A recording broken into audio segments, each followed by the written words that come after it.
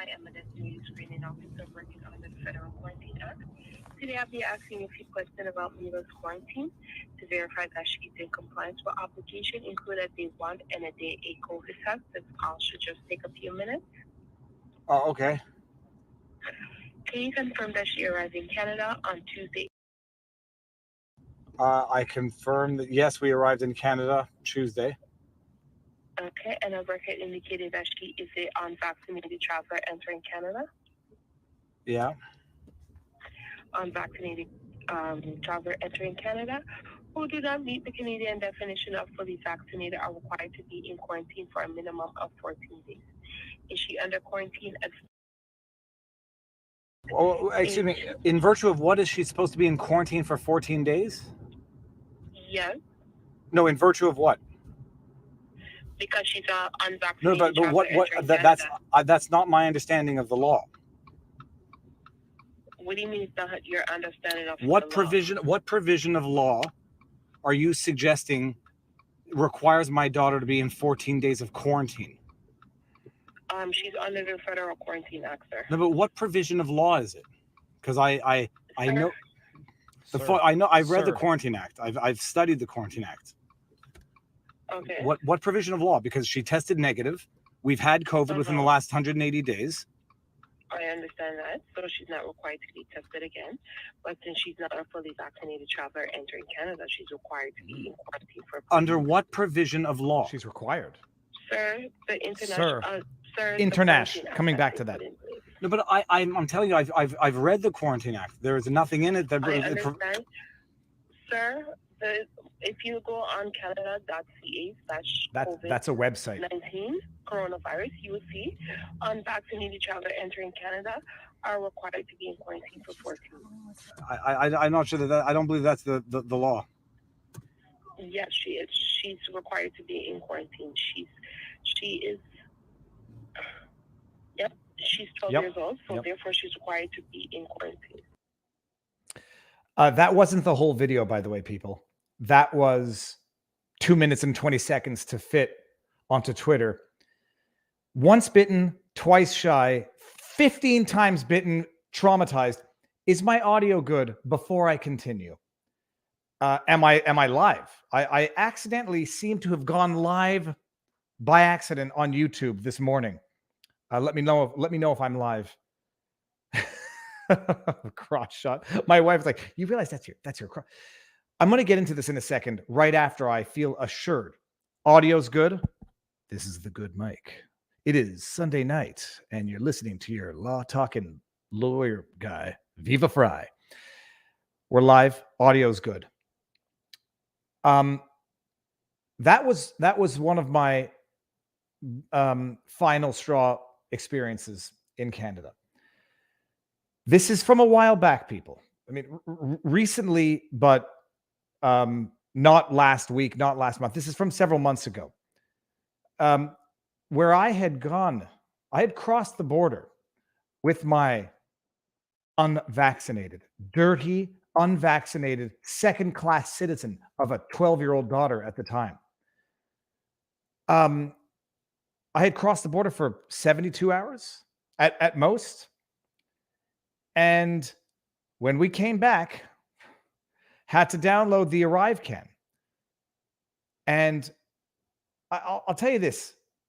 For the people saying, Viva, you knew the rules, you crossed and you took your chances and you're lucky you didn't get a fine. First thing I'll say is this. I was going to swear. I'm not going to. You knew the rules and you got what you deserved. Awesome. Now do, elderly people wearing shawls. That's what you get for wearing such tight little shawls. If anybody gets the Simpsons reference, congratulations. You knew the rules and you did it anyhow. There would be some merit to that if the rules were not child abuse. Second thing, I knew the rules. And on the ArriveCan app, for anybody who has ever had the displeasure of downloading it, there's a section that speaks to exemptions of minor children crossing the border with vaccinated adults. And in the exemption section of the ArriveCan app is a section talking about COVID infection within the last, it was either 180 days or 90 days. I think it was 180 days. There was an exemption in the ArriveCan app. We had been infected within the relevant, under the ArriveCan app, exemption period as detailed in that. I still downloaded that damn app. I still filled out all of the information, scanned our passports, gave it to the government, told them my child's medical status. And we cross the border, answer all the questions, and that's it. We go home. I get a call 5 days later or 6 days later, this call. I get this call 6 days later. Someone telling me that I'm required by law to compel my 12-year-old kid to be in at least 14 days of quarantine, not because she's sick, not because she's symptomatic, not because she tested positive, because we took the tests on both ends of this trip, but because she's unvaccinated. We took a test prior to leaving, negative. Prior to returning, negative. Fit the exemption for prior infection within 180 days of a 12-year-old kid. I get a call 5 days upon arrival, 5 days upon return, from the government telling me that I have to quarantine a healthy 12-year-old kid simply because she's unvaccinated. And then I ask, the question that any lawyer would ask, any reasonable person, and maybe even any person. And I shouldn't say reasonable, because a lot of people would not ask this question because they feel scared, as did I, because they feel pressured and bullied, as did I, and because they don't want to start a fight, as I did not want to do. What provision of law, Madam Clerk on the phone telling me I've got to lock my 12-year-old healthy kid up because of her medical status? What provision of law are you referring? What provision of law compels me, requires me to perform what is nothing shy of child abuse? Because it comes from the government, doesn't make it not child abuse. What provision of law compels me to impose this government-imposed child abuse on my own kid? And we're going to walk through this one more time because there's some interesting things in it. Sir, other than the repetitive use of the term sir, which is the last resort to, I don't know, and I'm going to use your name as though you're the a-hole for making me explain what it is we're telling you to do. Let's start here. I am an FDA screening officer working on the Federal Quarantine Act. I've read the Quarantine Act, people. They can designate quarantine officers to carry out inspections when they suspect there might be an issue, to carry out certain... This is under the Quarantine Act itself. Now, it just so happens that a lot of the Quarantine Act is subdelegated by way of regulations to be established at the time, or orders in council, or the like. Nothing in the Quarantine Act authorizes the compelled quarantine of healthy individuals who tested negative simply because of unrelated medical... Nothing. You can detain a cargo that you suspect might be infected with vectors. You can order someone who you suspect might be ill to isolate, depending on the circumstances. You cannot even compel someone under the Quarantine Act to submit to a test because the tests are invasive and no test under the Quarantine Act can penetrate the human body. I happen to know these things because I'm a lawyer and I happen to be mildly interested in the grotesque constitutional abuses coming down from the freest country on earth under the biggest tyrant of a dictator on earth, Justin Trudeau. Today I'll be asking a few questions about Viva's quarantine. This is 6 days upon return where we had filled out the form and spoken to everyone we needed to speak to crossing the border. 6 days later, no news because there was a section in the ArriveCan app talking about exemptions, prior infection, with or without proof of infection. To verify that she's in compliance with obligation, include a day 1 and a day 8 COVID test. By the way, pay attention to this because at the beginning of this call, this person who knows everything is asking me if we've complied with the day 1 and the day 8 COVID test, which you don't have to comply with when you've had a prior infection. And she corrects herself later and says, oh, well, that's why you didn't need the test. She says it right here. Are you complying with your quarantine day 1 and day 8 test? No, because we don't have to, because of an exemption under this ArriveCan app. Not that it would make anything more justifiable if there were no exemption. Should just take a few minutes. Take a few minutes. Oh, okay. Well, this is, by the way, that is me. Confirmed that she arrived in Canada. That is me at my angriest. I confirm that, yes, we arrived in Canada Tuesday. This is me at rage levels and angry. her record indicated that she is an unvaccinated traveler entering Canada. They know all this because they have all your information. Yeah. Hearts beating, sweating, enraged. Who do not meet the Canadian definition of fully vaccinated. Who do not meet? Hold on. How do I pause it? What do you think the chances are she's just not? She's reading. You know, I'm just reading from a sheet about how parents are going to be ordered by the government to abuse their children. You're the parent who is not vaccinated, so you are required to be in quarantine for a minimum of 14 days because it's Canada and it's trusting the science. For a minimum of 14 days. Is she under quarantine? Oh, excuse me. In virtue of what is she supposed to be in quarantine for 14 days? Yes. Yeah, no, that's not no. an In answer. virtue of what? What? This was before. Because she's unvaccinated. No, but what? Oh, because by the way, why does she have to be in quarantine? Because she's unvaccinated. Let that sink in. Fill in. Why do you have to be under involuntary house arrest? Because you're fill in the blank and see how that flies. Tested negative, recent infection, tested negative twice. But because she's unvaccinated, a 12-year-old kid, 14 days of quarantine minimum. It's not my understanding of the law. What do you mean it's not your understanding? Just I'm going to stop that. What provision of law are you suggesting requires my daughter to be in 14 days of quarantine? She's under the federal quarantine. Oh, she's under the federal. She's under the. What the hell does that mean? Because I know, sir. I know. I've read the Quarantine Act. Sir. I've studied the Quarantine Act. Okay. What provision of law? Because she tested negative. We've had COVID within the last 180 days. A listed exemption under the app at the time. But since she's not a fully vaccinated traveler entering Canada, she's required to be in quarantine for. Under what? Listen to the arrogance and the pride in that voice. But because she's unvaccinated, there was like pleasure in it. Because now we have one citizen who gets to govern another citizen. Provision of law. Sir, the international. The international what? Where anywhere in this person's notes would there be reference to anything international? Where? I'll tell you something. I find that slip up to be suspicious. The international. Oh, I'm sorry. What the hell are you talking about, Madam Quarantine Officer? Okay, I see Robert's in the background. Let me just do the standard intros. By the way, I held on to that video for a long time. And I'm aware that there may be a disagreement in law as to whether or not my understanding is correct.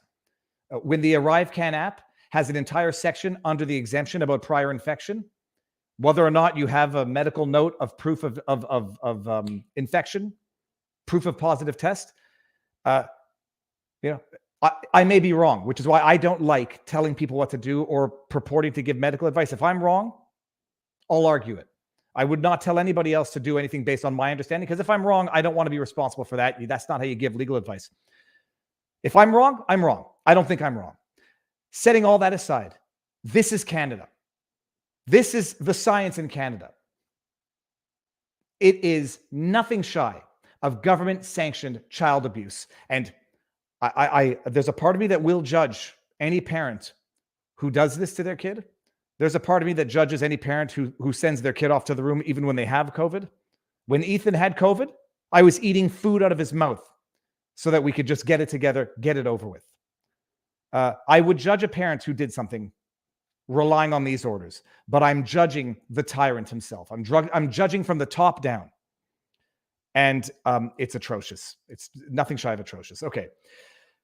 I have missed a bunch of. I'm just going to do this while I do the standard disclaimers. YouTube takes 30% of all super chats. If you do not like that, we're simultaneously streaming on Rumble.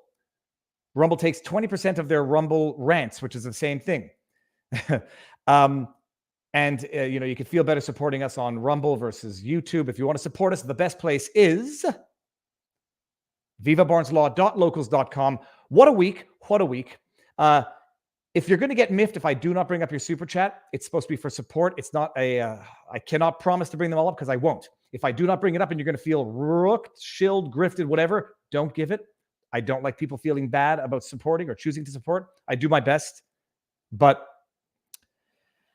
I do my best. Viva, you really need to interview Tracy Wilson. Okay. And that's it. That's why you're the judge and I'm the law talking guy. Yep. We had a big week. 2 days in Vegas. I had 2 dinners with Barnes. Fantastic stuff. FreedomFest was amazing. Quarantine is for the sick. This is worse than the house arrest. Typically, when you're under house arrest, it's because you've done something wrong. House arresting a child, a healthy 12-year-old child. It's hey, look, I would trust it to come from none other than Justin Trudeau. Viva, have you said what you are going to be doing in the States? Have you checked out Patrick Bet David? He owns Valuetainment and lives in Florida. Why didn't you make her read the exemption? I'll tell you, I don't react well. That's as well as I react when I'm enraged. I was enraged. My heart was, it ruined the day.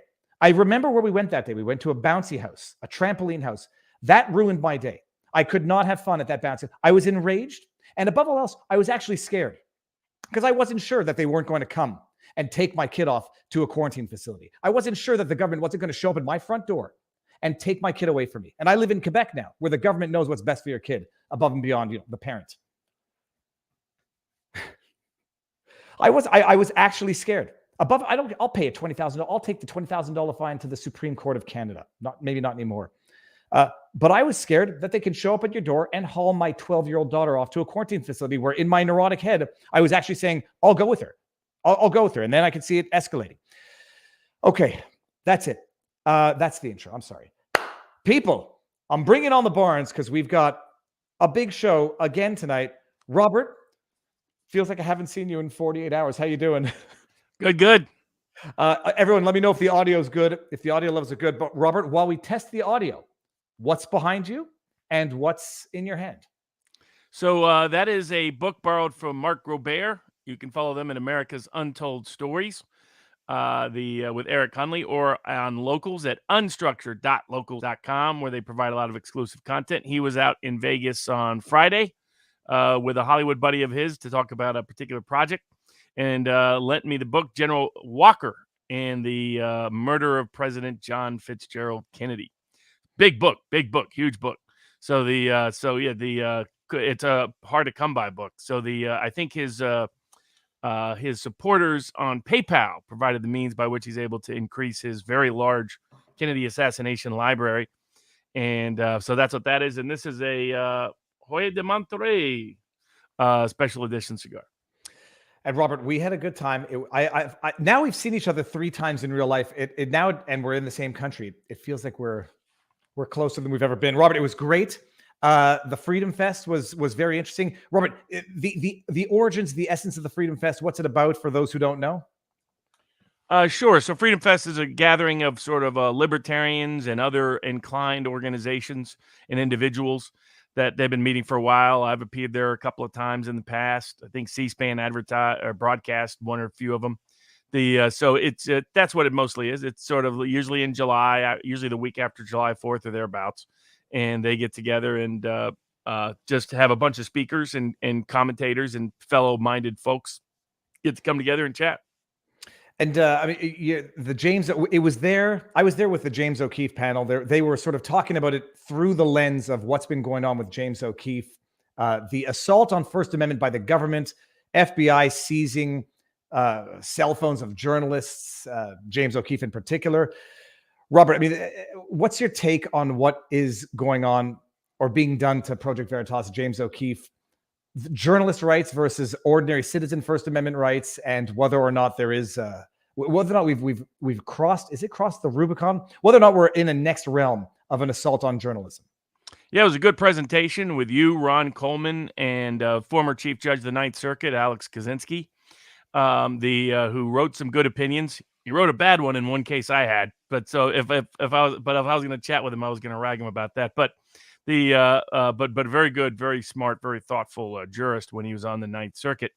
Kind of got run out on some questionable accusations and resigned a little bit earlier than maybe he originally intended. But I think the weaponization of the prosecutorial process is what it reveals. And it's a good bridge to our first favored topic by the locals board tonight, which is the Bannon trial that is going to commence on Monday. But before we get to that, what was the number one lesson you learned in Vegas that was taught by one Wesley Trent Snipes some years ago? Always bet on black, Robert. Exactly. And was it profitable again? I said every time I bet on black on roulette, I've always won money. I leave when we're up. What happened when we were in Vegas? So I'm not a gambler because I hate losing money. Let the jokes in the chat commence. I hate losing money. I feel guilty, stupid, nauseous. I was up $25 before meeting Robert. We went out for dinner. On the way back to my room, after a bottle of wine, I go to the roulette. I lose $75. Next day, Robert and I have dinner and we go to the table together. We bet on black 3 times, lost the first, won the second, won the third. And I put a little something down on the square where you get 8 times your money on roulette. I left $75 up, happy as a clam. So it was very good. I thought you meant bring your own suntan lotion to Vegas because I'm still traumatized by that $30 a bottle suntan lotion. But yeah, it worked. Gambling is not a way to make money consistently, though. No, but Wesley Snipes' advice, always bet on black, I think for the movie Passenger 57, has always proven profitable for me. So it proved profitable for Viva in Vegas.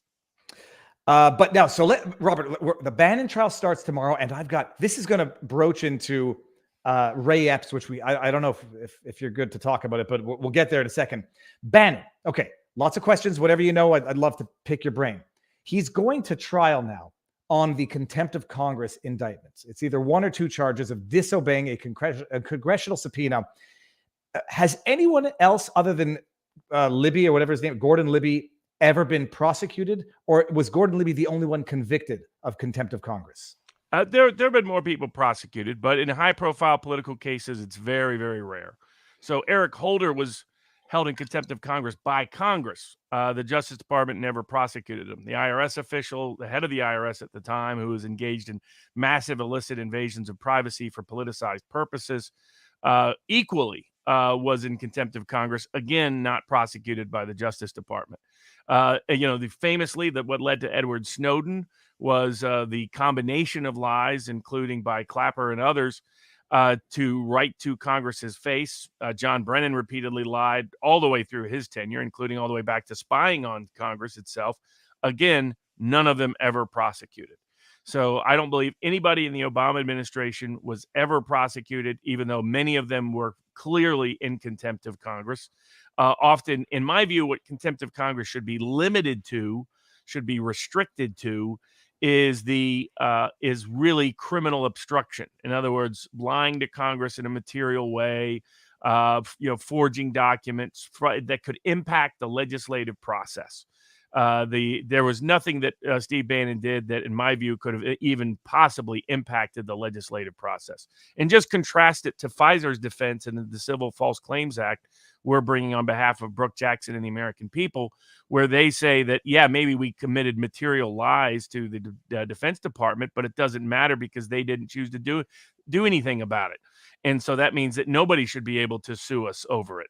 So you contrast what's really material versus what's really immaterial to their legislative task. They haven't shown that, but they've liberalized and loosened the laws. Congress gets to write these laws in the first place.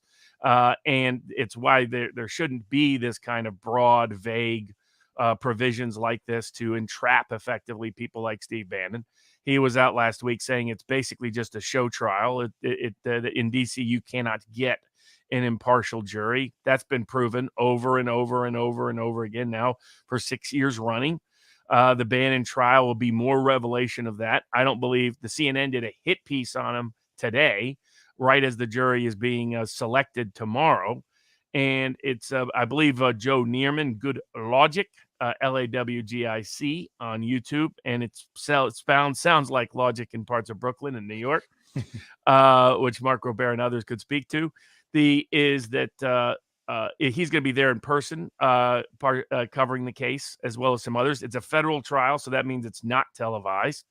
I assume we'll see how many witnesses Bannon's defense is allowed to present. The judge, feeling bound by precedent, has basically gutted all of his defenses so that he's not allowed to say, I did this upon advice of counsel. He's not allowed to say, I did this because my understanding of executive privilege meant it was not a legitimately issued subpoena. He's not allowed to present his defense that he did not understand it to be a legitimately issued congressional subpoena because this committee was not properly formed under the rules of Congress, which is supposed to be an element of the offense. The judge has voiced criticism of some of that prior precedent and says that, some doubts about it. But effectively, at this point, he's going to trial to show what a show trial looks like in D.C. and going to trial to preserve his appellate remedies on these issues. But it's at this point, as his own lawyer said in court, he doesn't really have any defenses available to him. So the judge has stripped him of it. Apparently, it may be a pretty short trial. It will be, was a subpoena issued? Was a subpoena responded to? End of story by the interpretation of the law as it's currently constructed. And I believe it's misconstructed. But it also shows the problem of the Justice Department, bunch of political hacks who run the D.C. division, who have politically weaponized the case in a very selective way, as they have all the other January 6th cases, as we saw this week in what was a meme, grandmas getting arrested and sent to prison for walking around the Capitol without special permission from Nancy Pelosi. Actually, an elderly woman was sentenced to 2 months in prison for doing just that, walking around without permission of Speaker Pelosi. And even though she has cancer, contrast that to the lawyer who deliberately lied and perjured information, obstructed justice, created a false statement to the Foreign Intelligence Surveillance Activities Court in order to illicitly spy on Americans for politicized purposes. One of the worst offenses you can do. He served no time. But an elderly lady who has cancer is sentenced to prison for 2 months by this Justice Department and by this judicial system in the District of Columbia, which should be just named the District of Corruption, and for simply something as misdemeanor trespass on the Capitol's grounds. We're going to get to the comparison, not just to Kleinsmith in a separate case, but to Ray Epps in this case. But something I don't understand, Robert. The Judge Nichols, a Trump appointee, so nobody can, arguably claim political bias, has stripped Bannon of his defense of professional reliance, understanding of the law, the one that and arguing that the committee itself is not properly formed. Now, that House Resolution 503, whatever it is, that formed the House, said that the committee must be comprised of a certain number of individuals, and it's not. So how is he not allowed to raise that as an argument? These are arguments that affect mens rea and also actus reus. How is he not allowed to raise them? And do they become issues for an appeal if, to the extent they're properly saved? There are definitely issues for appeal. The judge found that he did move to dismiss on those grounds, and the judge denied it. And so I disagree with the judge's decision in that regard. The D.C. judges have almost none of them have shown the ability to be consistently impartial in these cases, even the Trump appointees. It was I believe a Reagan or maybe Bush appointee that sentenced that old lady to prison. So if you're in the District of Columbia, I've said from the beginning, neither the judges in D.C., nor the juries in D.C., nor the prosecutors in D.C. are capable of being impartial. They're politically motivated. They're politically prejudiced. They feel personally attacked by what they interpret January 6th to be. And consequently, they're unreliable. And, the fact that someone's a Trump appointee doesn't always say a whole lot. It says that maybe they'll be good, but no guarantee they'll be good. There's a Trump appointee in the Brooke Jackson whistleblower case, and he lectured me about tweeting about the case. So, I mean, that tells you a lot. I mean, President John Kennedy appointed Curtis LeMay, bombs away LeMay to the Joint Chiefs of Staff early on in his presidency, and many people believe he was complicit in the assassination of President Kennedy. So JFK and Trump shared that in common, making some very dubious appointments along the way. And the fact that a judge has been a Trump appointee has been no protection for constitutional liberty, sadly, with any degree of consistency. They tend to defer to corporate power. Did they intervene in OSHA? Sure, but that was between big corporations and the government. So they've been good on religious liberty in many contexts, but they have not been a consistent voice on a lot of other cases, particularly if it goes up against the Justice Department or goes up against corporate America. They sadly have more of a Federalist Society bent, which is Their definition of conservatism is country club corporate conservatism, what serves those interests of the privileged few, not those that serve the broader mass, especially and if it involves, even if it involves constitutional liberty at stake. So that's the fact that the Trump appointee is no protection for Steve Bannon in this trial. It'll just be used as the talking point on the other side that's how obvious this case is. Even a Trump appointee struck or stripped Bannon of defenses in law. So those could be grounds for an appeal. Fine. The triers of fact, the jury, don't opine on questions of law. Another question people are asking: Bannon agreed to testify. He purportedly, whatever privilege, executive privilege he thought was bestowed to him, he says has been lifted. He's prepared to testify. Can you explain to those who may not understand why that doesn't relieve him of the charges of contempt of Congress? Because it's so he agreed to testify before the committee and provide evidence to the committee belatedly, and he's not been. If he had been charged with civil contempt, that would suffice, because the civil contempt, you can purge your contempt by compliance. But he's been charged with criminal contempt, and criminal contempt is completed at the time that you don't provide the answer or the information, and so you can't cure it. Criminal contempt is not subject to curation. And so that's why that didn't really achieve anything. It's not clear if his lawyers gave some bad advice along the way. Bannon has chosen to often go with your corporate white shoe counsel types. I've always considered that generally a mistake in politically motivated cases, and because it doesn't appear they got clear communication from Team Trump, to assert executive privilege as a basis to resist the subpoena. It appears that that certain information may have been given to Bannon that was incorrect. We don't know, but unfortunately, none of that is a defense to his criminal contempt charge directly. Okay, and now, I mean, I don't want to be pessimistic. In my mind, Bannon's going to jail for this. There's like, even though there's a 1 month minimum for the charge, a 1 year maximum, there's a small fine or a big fine. A grandma, like, people need to appreciate this. We're going to dovetail this into the Ray Epps, but an elderly grandmother woman is going to jail for 2 months for her role in January 6th. They're going to unleash the fury on Bannon. Question, Robert? I mean, you know Bannon better than me, certainly, but better than most. Does he want to go to jail to make a point? Was this part of proving how corrupt the system is, or did he just get caught biting off more than he can chew, or gambling more than he could lose? I don't know. To be honest with you, I don't know what his objective has been throughout this. It's not been crystal clear. So I mean, I think this judge wouldn't issue a high sentence. I mean, from a sentencing guidelines perspective, the statutory minimum is the only thing that would make sense. I think normally be a probationary offense. So if there's a 1 month statutory minimum, that would be all that would likely be given. And then he could grant bail pending appeal, so that there's no imminent risk of imprisonment with this judge. I don't think that this judge is likely to issue a sentence that he doesn't grant bail for. And then he's looking at several years, and most likely it's before the Supreme Court and all of his rights and remedies and relief has been exhausted.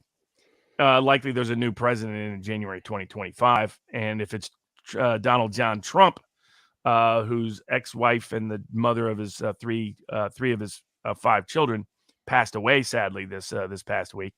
If it's Trump that's in the White House, then Bannon will be pardoned once again, in all likelihood, because Trump has said that January 6th has become such a joke of justice that he intends to pardon everybody connected to it that has been because it's been such an overt, open political weaponization of the process, which is revealed by the cover story that the New York Times was writing this week for one Ray Epps, who's the only one really on tape admitting criminal conspiratorial behavior the night before, and magically and miraculously is the only one not being prosecuted by the Justice Department for January 6th. Let me see if I can bring this article up. While I do it, this week, Robert Gouveia, Good Logic, myself will be covering Bannon.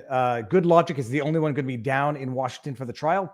Robert Gouveia is going to get the transcripts and do the night stuff. And we're probably all going to be intercollabing, I guess, at some point. So stay tuned. And I'm going to be doing some exclusive commentary analysis for the post-millennial. So stay tuned for that as well. But Robert, Ray Epps, man, it's let me just get New York Times. The newspaper outlet that got it wrong and lied to you about the Ukrainian famine, Stalin, Hitler, Hiroshima, Cuba, what else? The first Intifada, Brian Sicknick, the outlet that got it wrong and I dare say, in fact, lied to you on all of those, is telling you the truth now on Ray Epps. They ran. It's not a fluff piece. It's a massage piece. It's the most biggest piece of partisan propagandist garbage. Ray Epps is the victim of the Trump crowd because he was just duped into supporting Trump. And now he's being used as the scapegoat. For anybody who doesn't know who Ray Epps is, I can't read it without a paywall. I'll get there. Ray Epps is the guy who was seen on camera the day before the protests saying, we got to go to the Capitol. We got to go in the Capitol. And you hear the crowd start calling him names, calling him Fed. The day of, he's there directing people down to the Capitol. He was on the FBI's most wanted list in the first days of this and then mysteriously removed. And according to the article, the reason why he was removed from the FBI's wanted list is because he called them up and cooperated with them. Much like Brandon Strzok, who ended up in jail for a couple of days, house arrest and whatever. He's now allegedly the victim of the right, whereas everyone on the right has been brutalized by the system, brutalized by the Department of Justice. This guy who was not brutalized by the system or brutalized by the Department of Justice, he's being brutalized by Trump supporters, used as a scapegoat. Robert, does someone have to be an actual Fed to be a Fed, or do you call assets Feds as well? Sure. I mean, I consider informants, infiltrators, all of those people, what they call confidential human sources in their internal language, all the same. So, I mean, just because someone doesn't have an official paycheck or an official position doesn't change their role in instigation of an event when they're informants and infiltrators and have a special role in relationship with the federal law enforcement branches, which is pervasive throughout. As Gateway Pundit had a couple of exclusives this past week, in the past 2 weeks, about the scale and scope of which they were planning this event inside the government in certain parts, and that the number of informants even exceeds what anyone believes or fully knows. And that's why it's taking the direction that it is. But unfortunately, the courts have not been vigorous at enforcing venue transfer requests, at enforcing meaningful jury selection, at enforcing dismissal for government misconduct grounds, at meaningfully limiting the congressional obstruction statutes, or providing the scope of discovery necessary to expose government misconduct or punishing any government misconduct that is documented or detailed.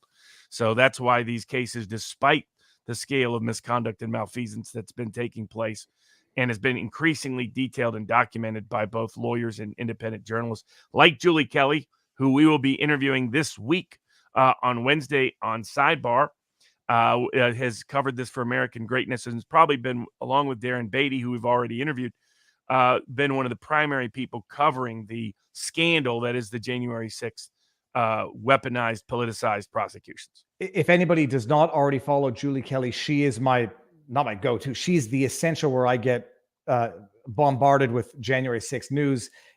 Amazing. And stubbornly clinging, stubbornly continuing to focus on this. It's an injustice. I don't care what anybody thinks, how bad the protest was, how bad the riot was. It's an outright political witch hunt of an injustice that's being carried out in real time. Robert, I'm going to share this just so we can just go through some of the highlights. Just fluff piece is not the word. It's political jackoffery is what it is. This is the article, A Trump Backer's Downfall as the Target of a January 6th Conspiracy Theory. They lied about Hitler. They lied about Stalin. They lied about Hiroshima. They worked with CIA to put out incorrect information about the negative effects of the fallout, literal, of the atomic bomb. But trust them now. Ray Epps became the unwitting face of an attempt by pro-Trump forces to promote the baseless idea that the FBI was behind the attack on the Capitol. And notice the mischaracterization there. So what is the idea that's baseless? It's something that people haven't actually said. No one said the FBI was behind the attack on the Capitol. They've said the FBI had informants and infiltrators and instigators to make certain behavior more likely to occur.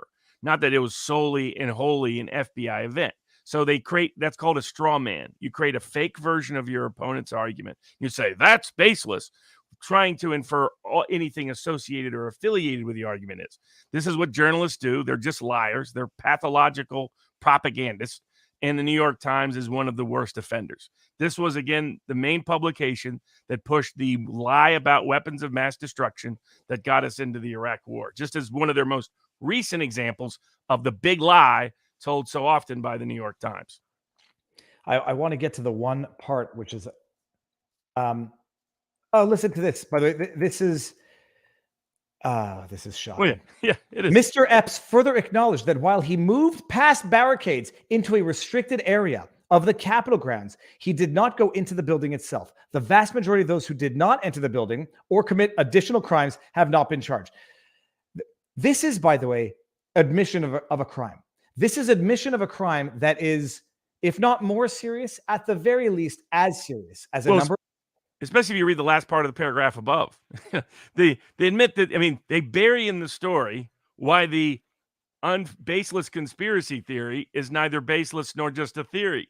It's Mr. Epps admitted he sent to his nephew text where he discussed how he helped to orchestrate the movement of people who were leaving Trump's speech near the White House by pointing them in the direction of the Capitol as he was the night before, demanding they go into the Capitol. Now, the mistake he made is he made that speech with a bunch of Alex Jones fans around, and they spotted him right away. They're like, you're a Fed. We know who you are, pal. Go find a different audience. And he did. The next day, he found a different audience to get them in that direction, admitted it in writing, admitted it he breached the Capitol grounds, admitted he committed the same trespass almost all these other people are being prosecuted for. And it's the New York Times running cover because they're the favorite paper of the CIA spooks, the deep state operators, and the corrupt hacks in the FBI. By the way, Brandon Strzok did less than this. Brandon Strzok never entered a building. He was on a restricted grounds, never entered the building. Nor did Owen Schroyer. No, Owen Schroyer never entered the building.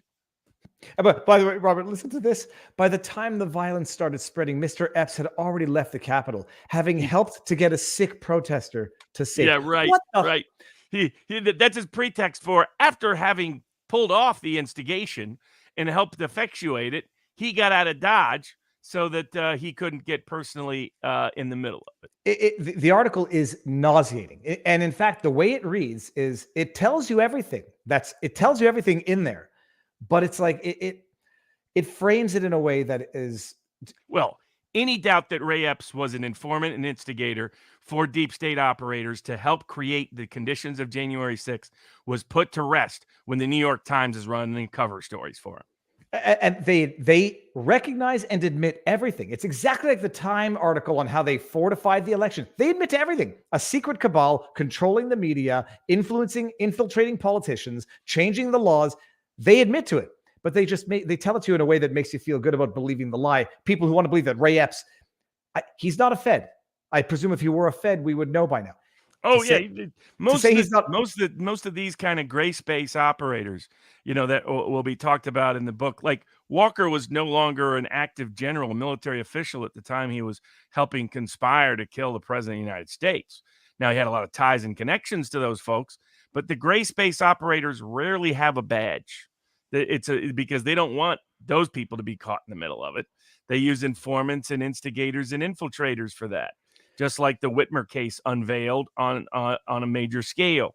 So it's the same style of operation. And folks, it's election fornication. That's what took place. But to say, I want to know if he was on a payroll. I doubt he was a Fed. I guarantee, I bet money. Sooner bet on this than bet on black.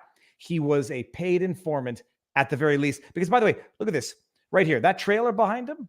This is he's a nice, look how sweet old man he is. You can't send him to jail. He's too old. Cancer patient, the elderly lady cancer patient who did nothing any different, really meaningfully than him, is going to prison.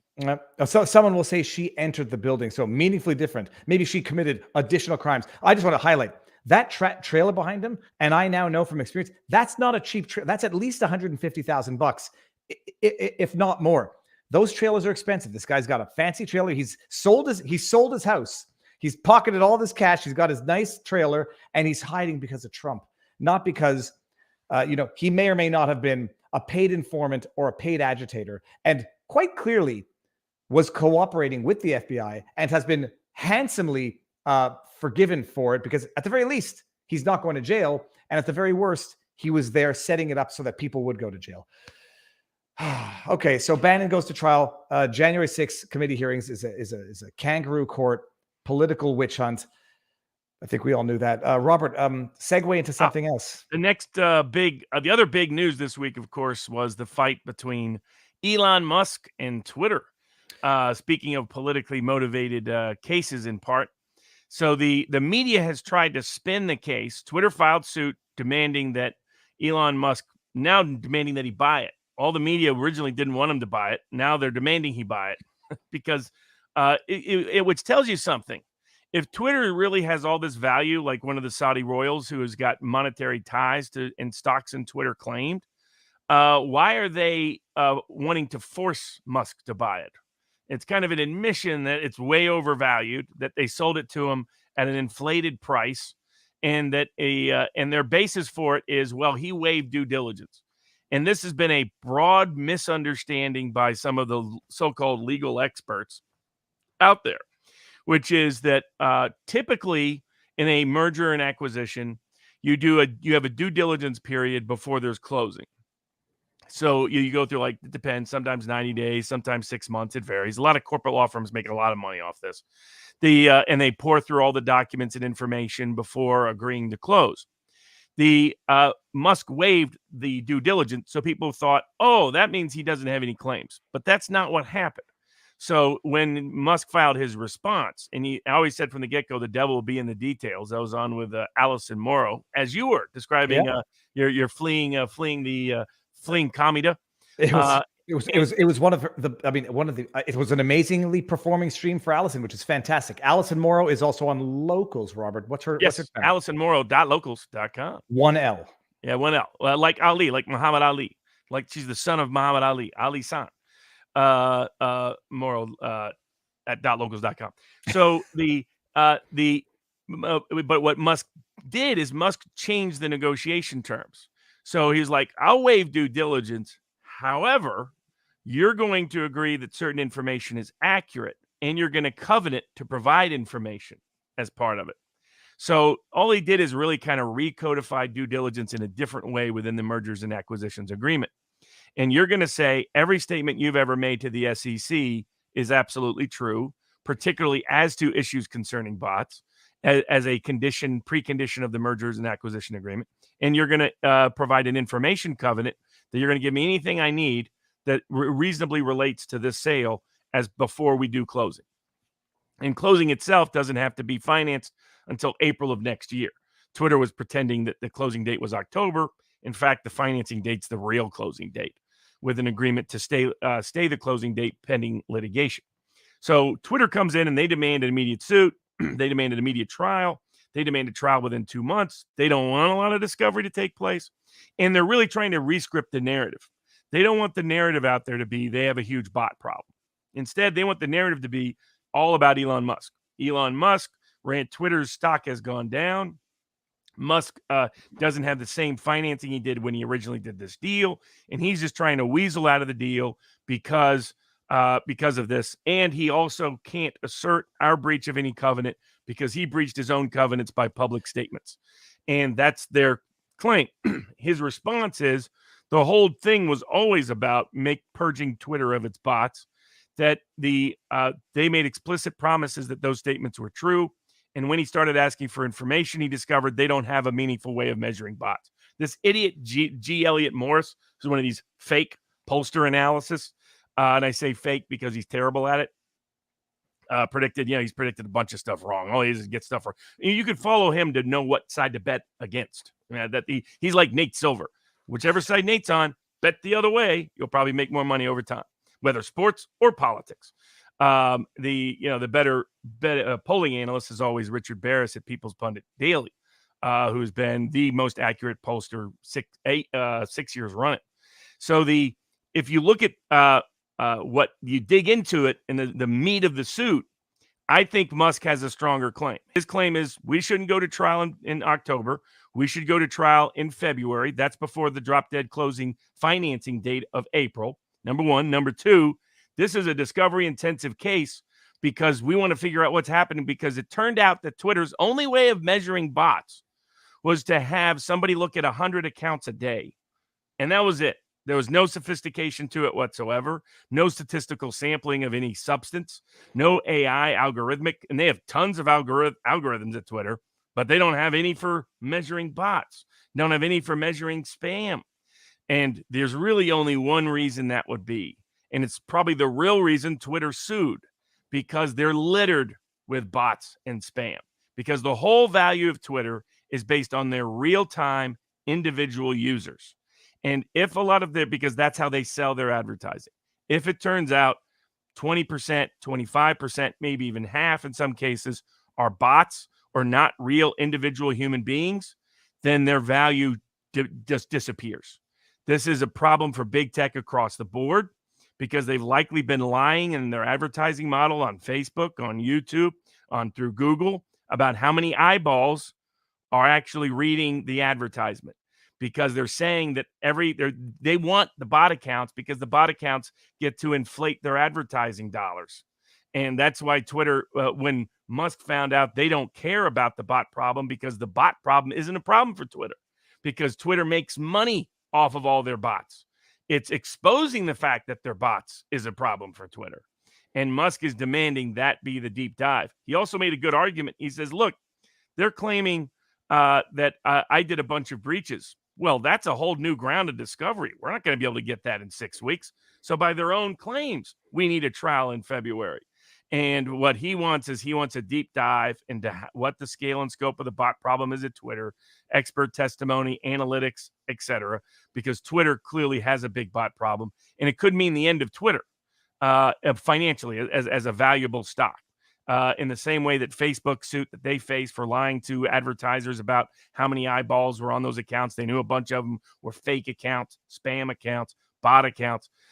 That's what the case is really about. I think Musk should win when the trial date takes place, and that will be a sign that he's on pace to prevail ultimately. So all the predictions of doom and gloom for Musk, I don't see this judge, based on these set of facts, ordering a quick trial. And I don't see this. There's always a chance of it. If that's the case, the judge is in the bag for Twitter. But I think usually Delaware Chancery Court judges value their perception of independence in business more than their political affiliations, because that's why so many businesses register in Delaware, in part. Reliability of the independence and impartiality of the Chancery Courts in Delaware. And again, Musk has a history of winning this earlier this year in a case nobody thought he was going to win. So I think Musk will ultimately prevail against Twitter. I'm calling it too. It's to me, it's anybody who thinks he waived the due diligence and is now bound to buy it despite overt misrepresentations and arguably SEC violations. I think they don't have a sufficient understanding of the law or due diligence at large. But when we talk about bot accounts, and I'm bringing this one out here, these are the ones that there's bot, like actual robots. This is Corn, True, Out, and they're rampant, just as robotic responses to any tweet from any, I guess, reasonably sizable account. Well, especially you see it like vaccine mandate context, Ukraine context, certain special topics. You'll see 100 peak accounts that are these small weird names like this that will tweet the exact same message. That'll be the exact same message. Like, I don't know if that account is a bot account or not, but bot accounts look like that. Well, there's an Elon Musk bot army. Like all that they do is they say, go click on the link, and the link is like to a watch or something. But there's that types of bot. Then there's the more substantive discussion as to what should be considered as a bot. I don't remember what the term is. They're monetizable accounts. They're accounts that you treat as legitimate for advertising. And there can be legitimate human accounts that have no interest in advertising, that are not legitimate consumers, but that are there for brigading, pushing politics, pushing narratives. And the question is going to be, are those bot accounts, or are they regarded as bot accounts because I get it's more than 5% outright bots. But if you include insincere or accounts that are there for spamming and not for actual usage, it's obvious.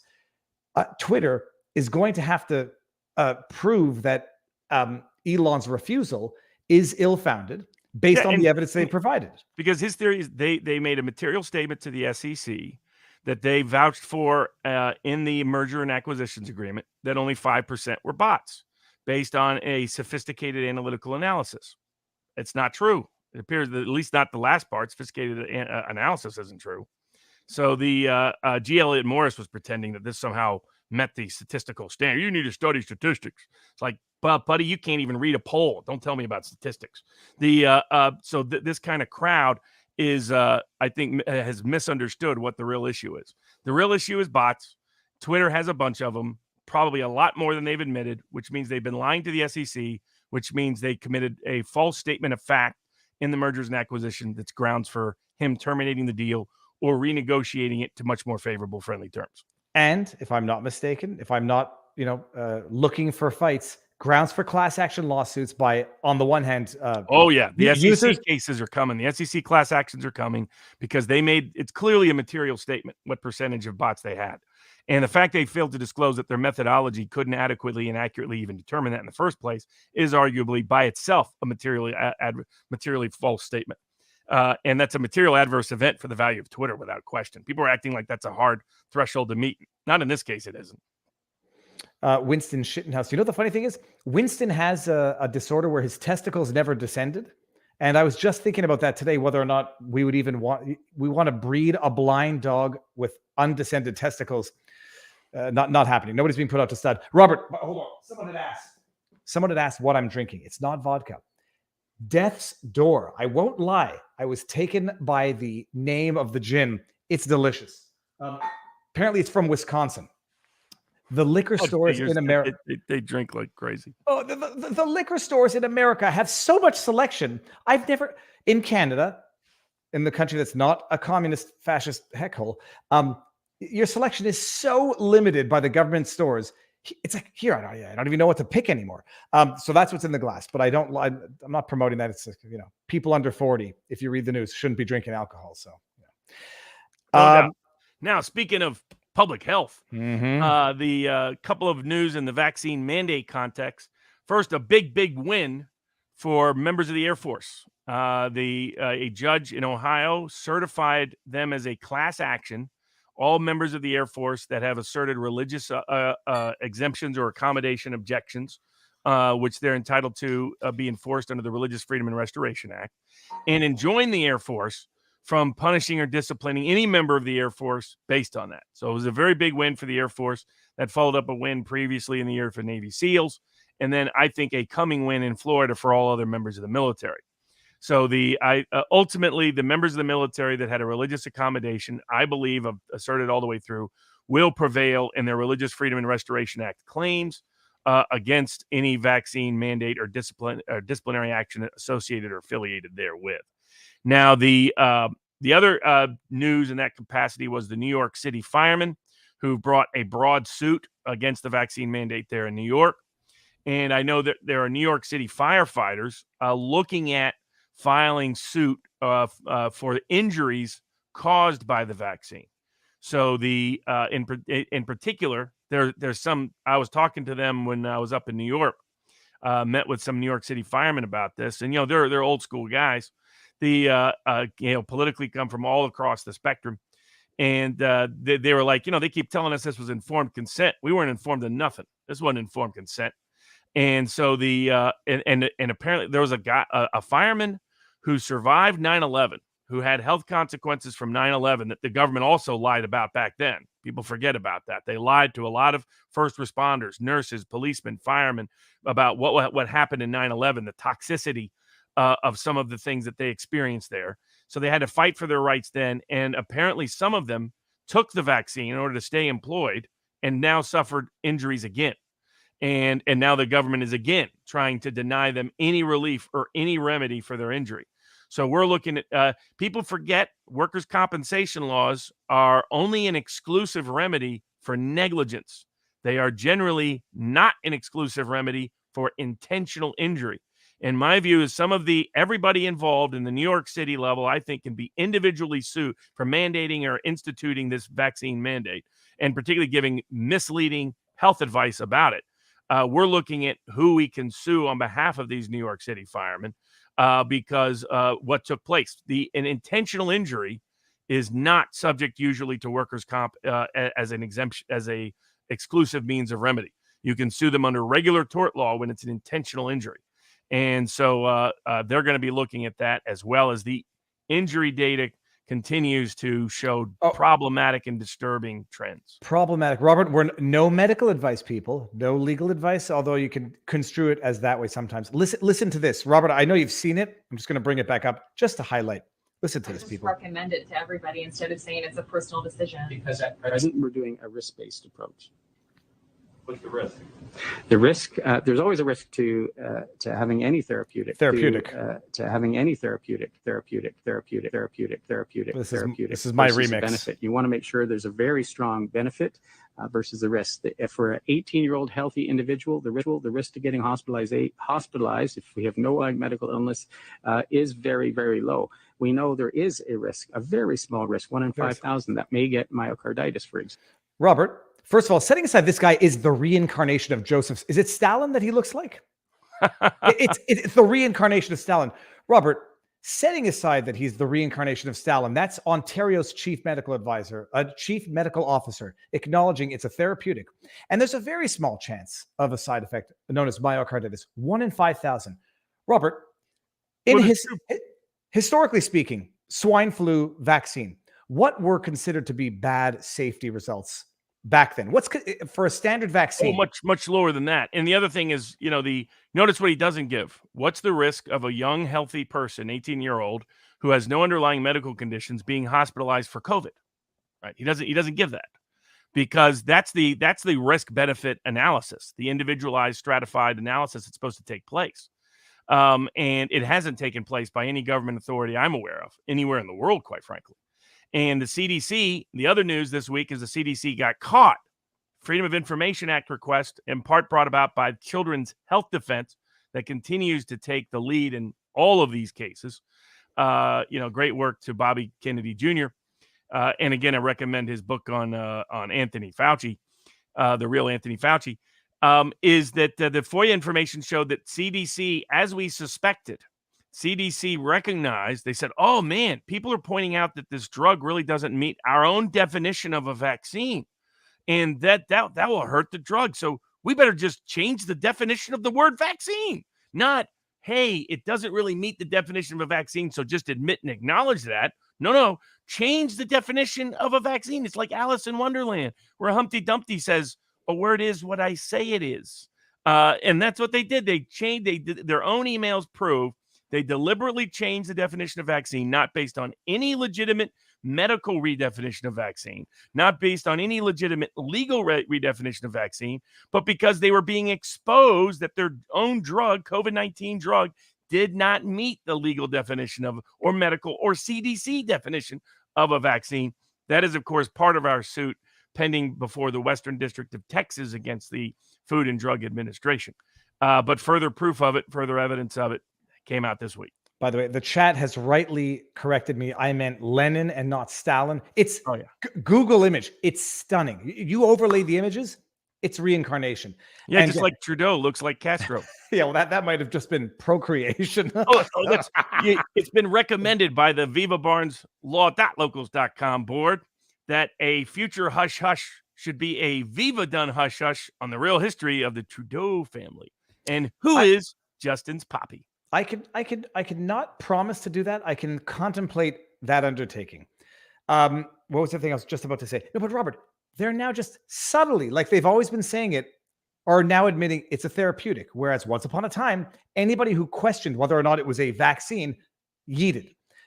1 in 5,000 is exceedingly high. And that's just now. That's just the documented cases. Not the cases that have been suppressed, not the cases of people who don't know that they have experienced it, not the cases of people who will find out later. Because you can get myocarditis and not know it. You cannot know it for years. I mean, the real problem is it's the long tail risk. We still don't know. As again, in their internal documentation, they admit they have no idea. This is the fastest rushed vaccine to market in American history. Number one. Number two, the least clinically tested vaccine in American medical history. And three, the only mass medical experimented drug of this kind in American medical history. So we're probably going to find out. I mean, I know people who are experiencing the ratio of people that I know who took the vaccine who have had side effects that doctors identify as side effects as this vaccine is at a ratio of 10% or higher. And, Richard Barris's polling showed almost 5% out of the gate. So of severe disabling medical conditions, life-threatening medical conditions. And so it doesn't surprise me terribly that this data is going to continue to get worse before it gets better.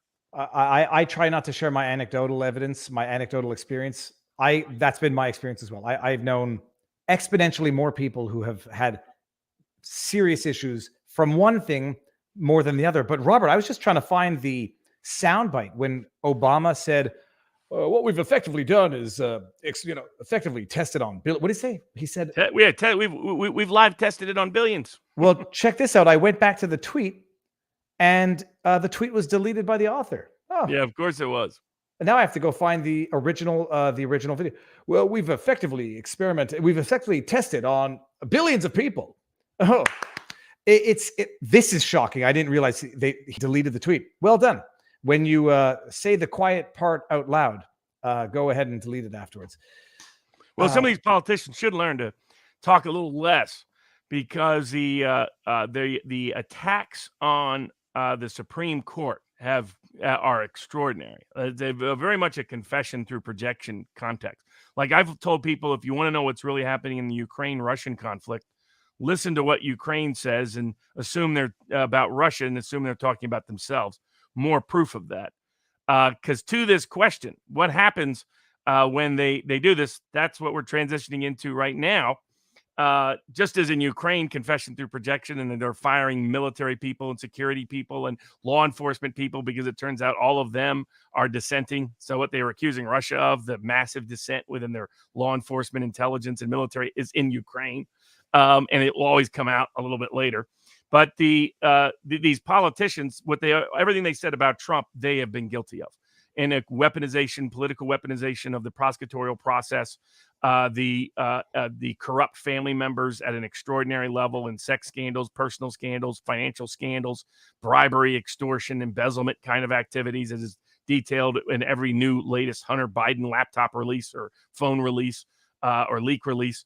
And we've seen it in the Uber leaks as well as more examples of that. The Italian government partially collapsing because of some of its policies related to it.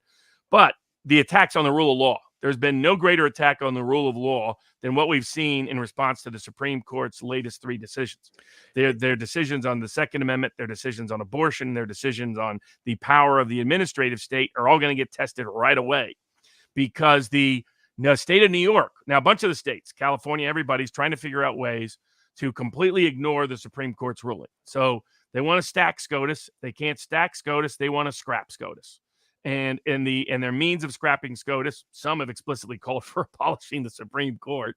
That shows you where the left is. The law is just a tool, just a means to an end. They don't care about principle at all.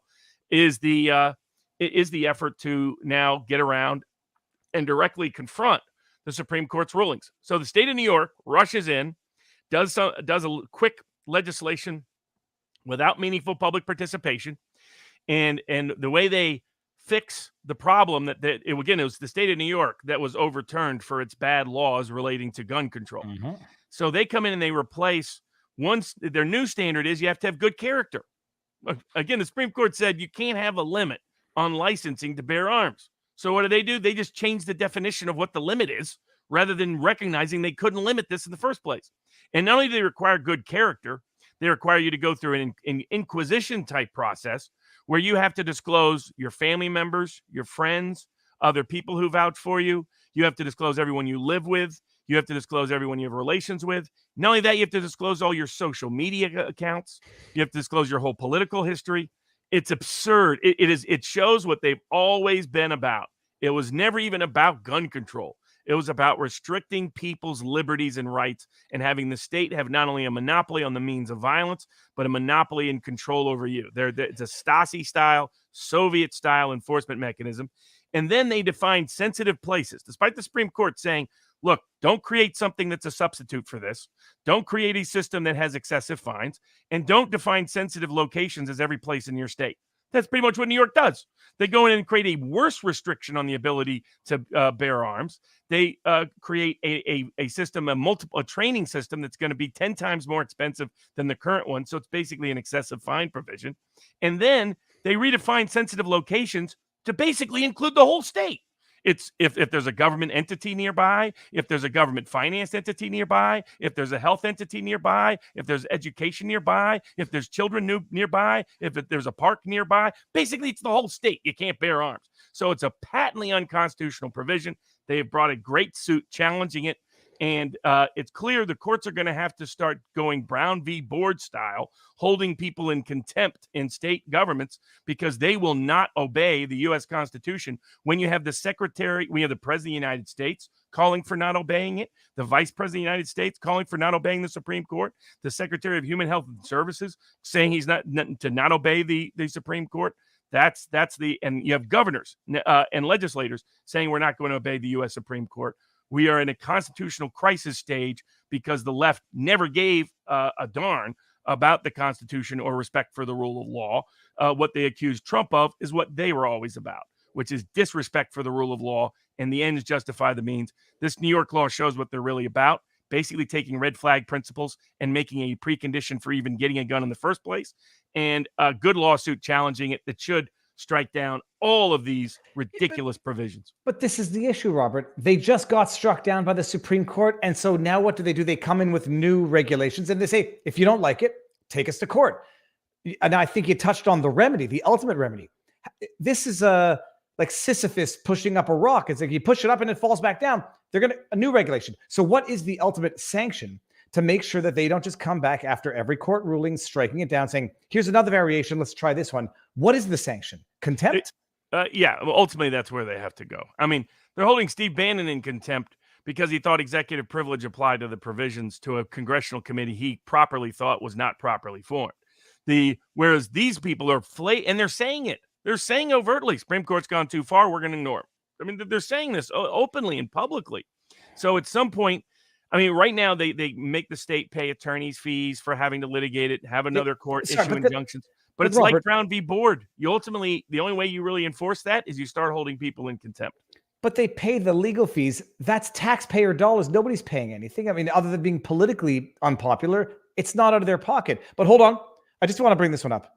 Lewis S., I'm not trying to put you on blast. Your 1 in 5,000 stat isn't accurate. You have to be more diligent with your poke sources. I like you guys, but Barnes gets lazy with the poke evidence.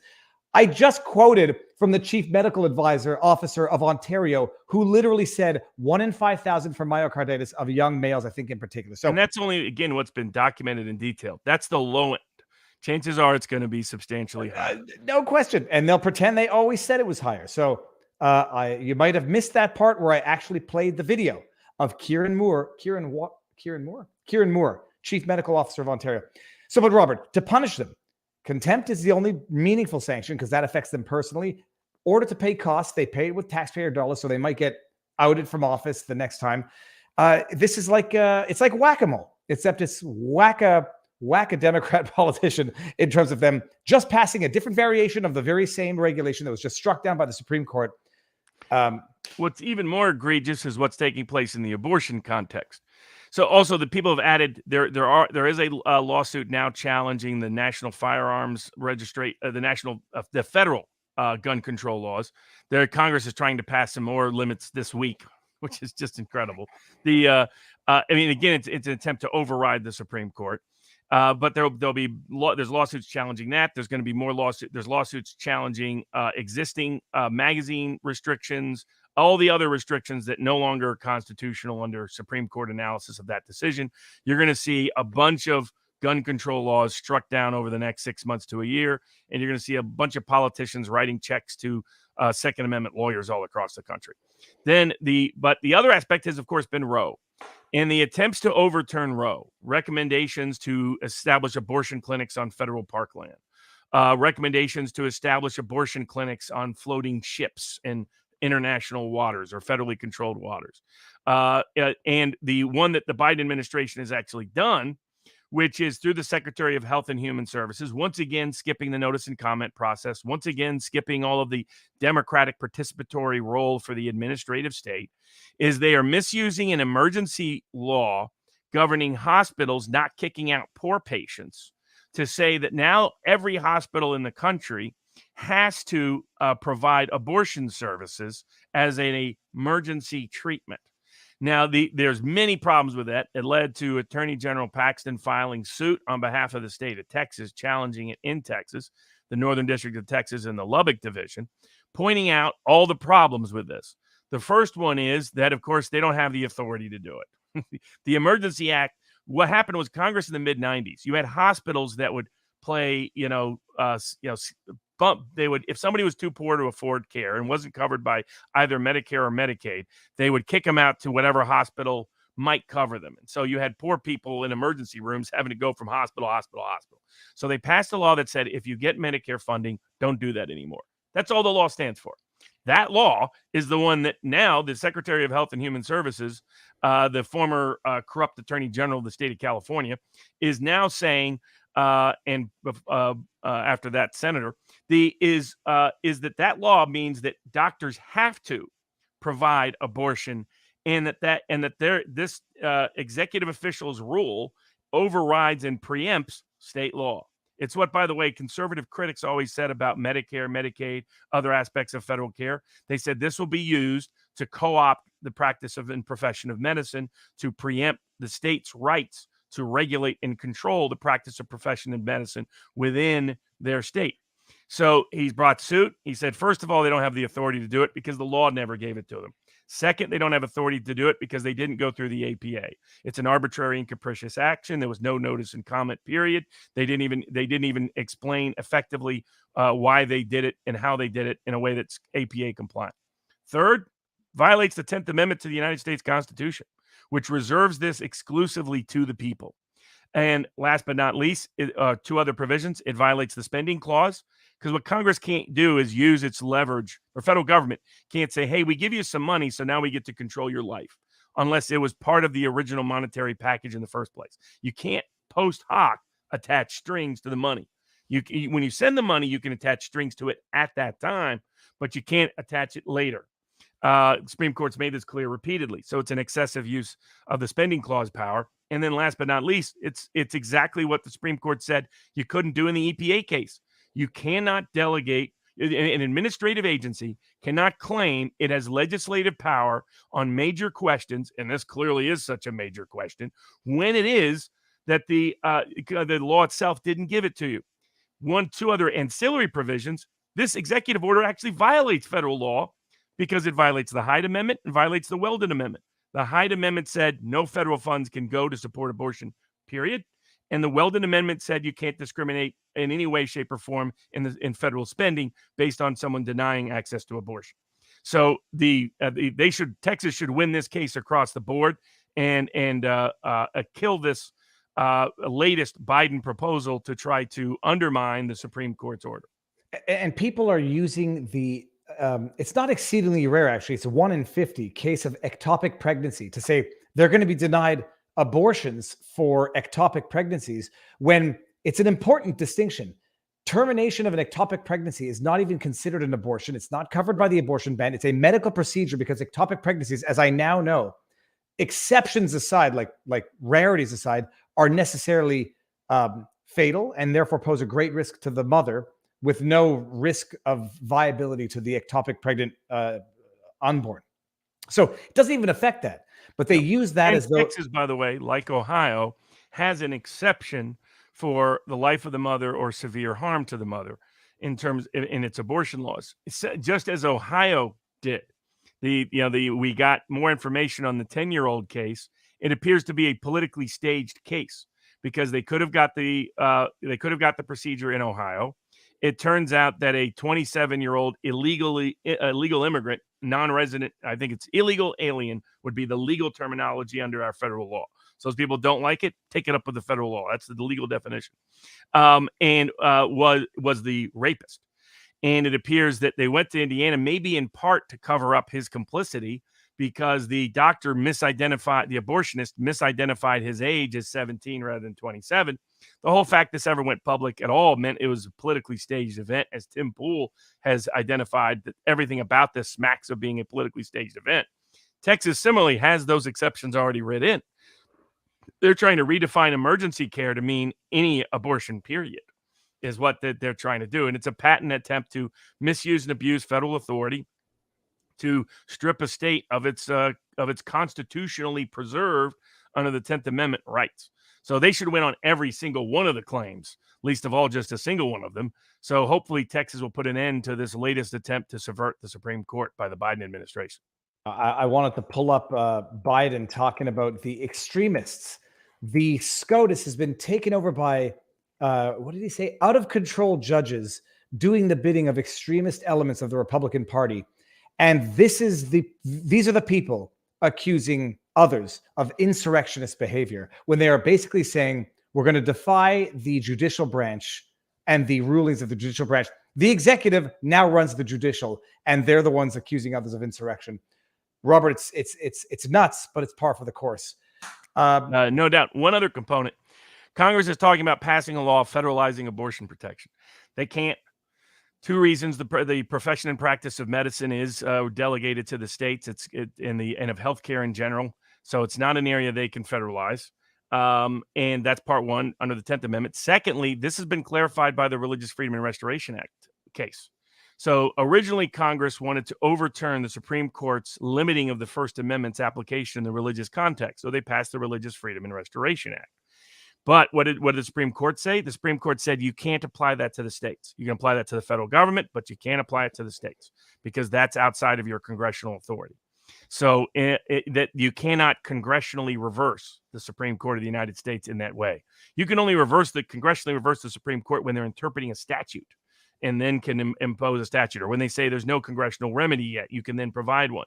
What you can't do is overturn their interpretation of the Constitution under existing law. So all these people saying they're going to federalize abortion protection, that is not something that can be constitutionally done either.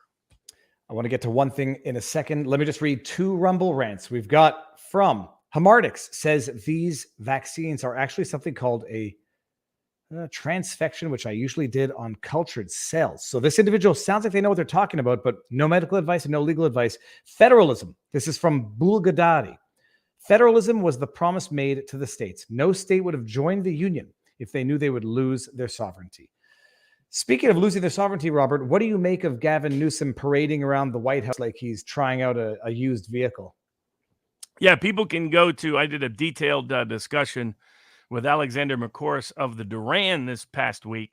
And towards the latter part of the discussion, it was about a 2-hour discussion, we discussed the various shenanigans people can look at as possibilities for what may be taking place with all the people vying to supplant Joe Biden in the White House on the Democratic side between Kamala Harris, Pete Buttigieg, or Boot Edge, however you say his name. I have a different pronunciation, but I'll save it from YouTube. Or Gavin Newsom, who are all angling to kick the old man out as soon as they possibly can, given his collapsing approval ratings. So I don't know if he has, they don't have a federal, there isn't a constitutional remedy for their objection to the Second Amendment decision, for their objection to in fact, by the way, the New York case also raises First Amendment objections because you have a right of anonymous speech, you have anonymous political activity, a right of association. And clearly what the New York law is trying to do is also violate people's First Amendment rights by conditioning one constitutional right on another. First, if you want your Second Amendment right, you have to forfeit your First Amendment right. That itself, it's called unconstitutional conditions doctrine, is itself unconstitutional. You can't make condition one on the other. But speaking of First Amendment claims and other kind of claims, a ex-porn star went to nursing school. She didn't publicly, obviously, go around bragging about her prior history, but somebody found out about it And the nursing school didn't like that. They're like, that's not a respectable nurse. So they decided to discriminate against her, and she sued. And it was an interesting particular aspect of the suit, which is we're seeing this more and more recognized. The more and more courts are recognizing that what a college promises explicitly as part of its recruitment to get people to campus is itself a contract that can be binding against them, and that because they breach that contract as well as commit other violations in the process, she was awarded a very substantial financial reward of what would have been her nursing career's payoffs. So so it was a promising and starting to limit these colleges acting in political willy-nilly ways against what they promised people who rely upon those promises to their detriment to seek cognizable action. But similarly, I'm surprised I didn't read that porno actress turned nurse discriminated against. I would have read it thoroughly and maybe done some additional research to see exactly. I don't think she was one of the people out on Fremont Street. I was trying to get you to take photos with. Dear God, paint people can serve as a bikini. I discovered that in Las Vegas. Robert, the case that you sent that I found particularly interesting is the class action lawsuit against Uber. Uber's facing a class action lawsuit because allegedly failing to ensure that their drivers are sufficiently vetted, failing to protect the well-being of their users. And I didn't know this. There were 1,000 cases of some form of assault, varying degrees of severity, up from the lesser degrees of severity to the severest. 1,000 cases in 2020 alone. And I've only discovered Uber, as you know, Robert, in Vegas. I've never had the Uber app on my phone. And I had these questions. How do they vet the people? How do they make sure that the drivers are good? How do they make sure that the pickups are good? I figured it would be safer than taxi riding. I think it's probably safer for the driver, but not necessarily for the user now. 1,000 cases of some form of sexual assault in 2020. And what is alleged in the lawsuit, you know more than me. They were not doing background checks. They were not requiring fingerprints. They were basically, for the sake of growth, allowing anyone and everyone to drive an Uber, which resulted in some serious problems. Do you know more details of the overall context to Uber as a business? So there's been the Uber files. So a lot of leaked information has been released about how Uber corrupted a lot of governing officials all around the globe, including in Italy, but not limited to there, all over the place. And what Uber set out to do is to pretend that they were an app, that they were not a taxi service. That's why they refused to register as a taxi service. That's why they got into major litigation about whether they had to provide workers' comp or they had to provide employee compensation or whether they could treat them as 1099 instead of W-2 employees. So they marketed themselves as better than a taxi, but internally treated themselves as not at all like a taxi. And as part of that process, clearly imposed no meaningful limitations or restrictions in the training and hiring process. So usually when assault cases arise, they're really tough to prove because courts don't like to hold employers responsible for the intentional torts of their employees or their contractors. But over time, they've allowed negligent hiring, negligent retention, negligent, and it can happen in landlord context, things like that, that there's something, if you did something that could have easily prevented the injury from occurring, they've increasingly held you more responsible for it. And so Uber was clearly, basically, if you were a rapist, no better opportunity than become an Uber driver. They should have put that ad up.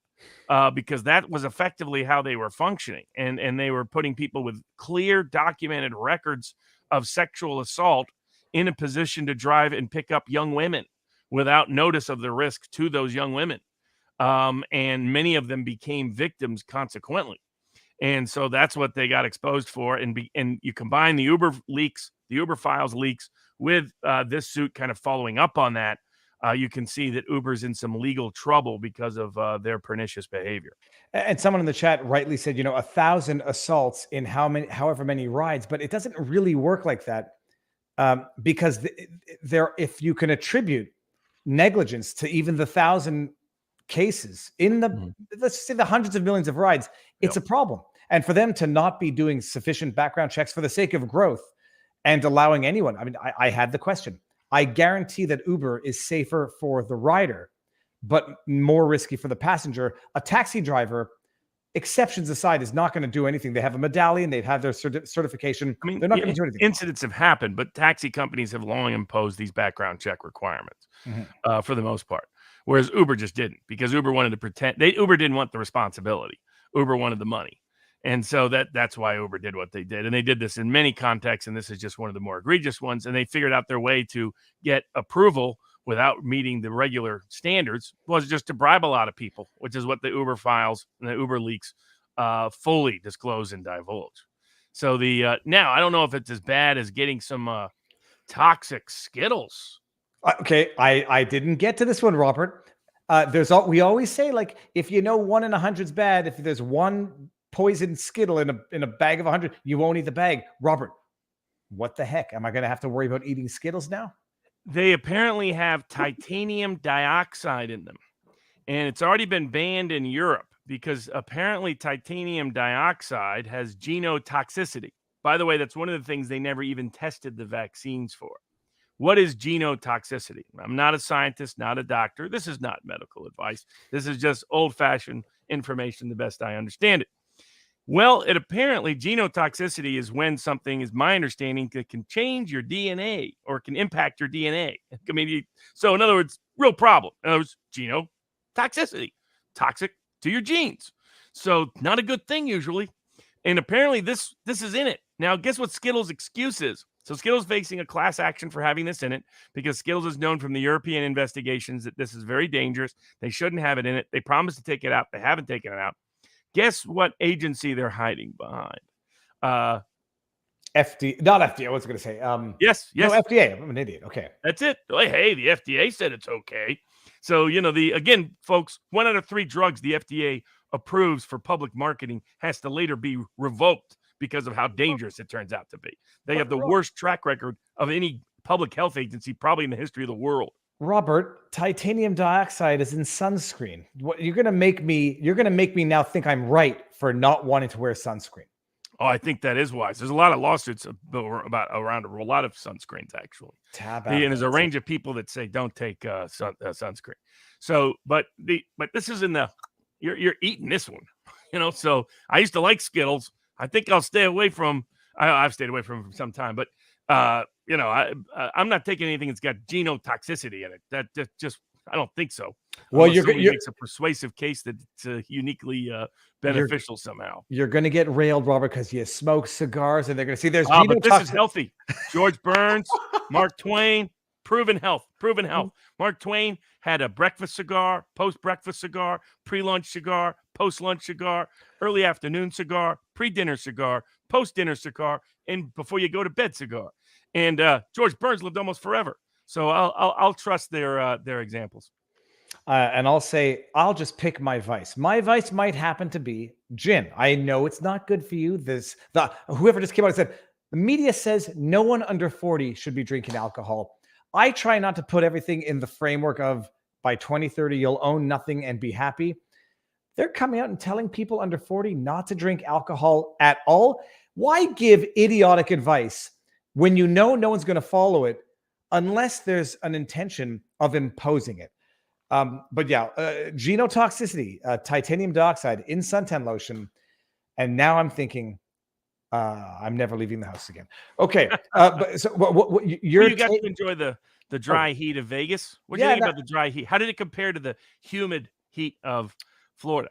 Okay. So I'll tell you this. I now love rainfall. I walk the dog in the rain. The lightning, I'm getting used to the lightning. Today, 2 bolts struck within a kilometer of me. I think I'm getting used to it, but the dry heat in Vegas is beautiful. I love the desert. I don't like sweating through my shirts day in and day out, but well, speaking of skincare, Bath and Body Works was also sued this week on false advertising claims. What I was following it was for its doctrine on standing, because that has broader applications in a range of contexts, such as the FDA falsely advertising the COVID-19 vaccines. But it was an interesting suit. They said that you do have the right to sue if the product is substantially similar to a product you have or would purchase in the future. That's enough for declaratory equitable relief and damages. And the allegation is that it was interesting what the excuses they offer. So basically the allegation is that a bunch of the different Bath and Body Works products lie about the quality of those products. And the allegations are in a range of allegations that I won't get into in terms of the details. But what's interesting is that their defense was, well, one, this is just puffery. And it's amazing what you get away with puffery. Puffery, I mean, you can call something fast and it's not subject to suit. You can say a whole bunch of things that, as long as it's puffery, magically vanishes from either defamation or false advertising claims. But they did a good, robust interpretation of standing to allow the suit to move forward for most of the claims. But the other aspect was, in terms of false advertising, it's interesting how far they go to protect corporations. So they say that a corporation cannot be accused even of false advertising unless all of the scientific data agrees that their statement is scientifically false. Well, that'll never happen. If there's a single scientific study out there that says it's good, you can't be sued for false advertising. But that's what they do for big corporations. They have a different standard in a bunch of other contexts when they don't like what natural health people are doing, when they don't like what other people are doing. So it's an interesting conflict. But I'm always I'm skeptical of claims about false advertising. The burger wasn't as big as it looked in the picture, and I tend to think these are people who are like whining. Falling Down. The movie Falling Down. I saw a great meme that said, I was a kid, I didn't understand this movie. Now as an adult, I get it. I totally get it. Does that hamburger look like that hamburger? That hamburger doesn't look like that hamburger. I got to watch that movie again. By the way, so I don't wear antiperspirant. I wear deodorant because it doesn't have that aluminum whatever. Because I noticed whenever I wore antiperspirant, and this is going back 20 years, white shirts would get yellow under the armpit. They would not when I used deodorant. And then I just happened to put two and two together. There's something in antiperspirant that stops your body from perspiring, which can't be good for you. Bed Bath & Beyond. Hold on. I had another thought. There was another thought. I think I flagged it. Hold on. Okay. No, that's the one I got. Oh, no, forget it. I forgot now. Damn it. Well, speaking of drugs, the women's NBA player, Griner, who got picked up in a Russian airport for having a bunch of drugs in her carry-on bag, is pled guilty this week in Russia, likely hoping to get a low sentence. A lot of people testify very favorably to her character in those proceedings. And here's the two sort of narratives out there. Her narrative and the West narrative is that this is a politically motivated prosecution, that she was arrested after the Ukrainian conflict had begun to have a bargaining chip with the United States, and that's why they prosecuted her in the first place. And then on the flip side, the Russian narrative is she was randomly caught in a dog testing at the airport, and she had a bunch of illegal drugs on her. And the illegal drugs were the kind that were sufficiently in volume to equal the smuggling charge. And I have a mixed. I think both are partially right. So I'm not buying. Like, Griner's story is that she accidentally forgot that they were in the bag. It's marijuana vape for anybody who's not familiar. Yeah, it was a bunch of cartridges. So it wasn't like one reefer. It wasn't. Honestly, it didn't seem to be enough just for personal consumption. I'll put it that way. And the kind of people who smuggle drugs into Russia are going to be people like celebrities and other people typically. I mean, if you're a drug smuggler, that's who you look for. You look for pilots, you look for airline staff, and you look for celebrities. Famously in the French Connection, it was a major TV broadcaster, I believe, for France, and pilots who were doing the smuggling.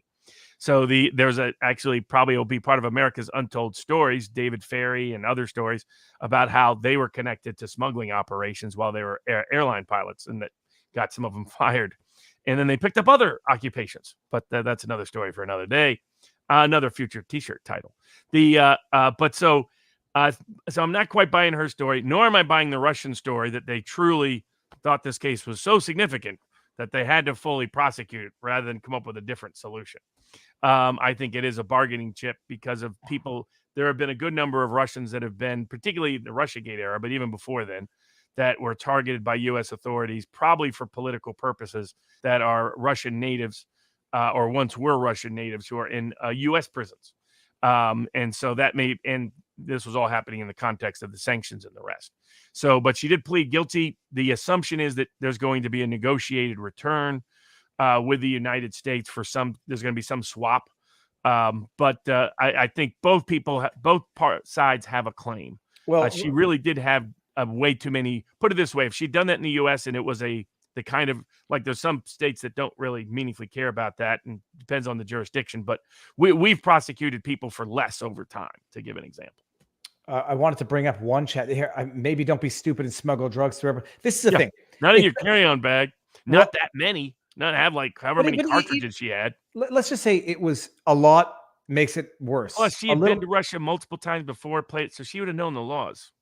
I want to bring this up, Robert, because this is fantastic. Now I think a lot of these drug laws are stupid. Just to be out there, on the outside. And don't go to countries that don't have habeas corpus as a rule of law. Don't go to countries that might imprison you for 10 years or 13 years hard labor for stealing government propaganda from a hotel.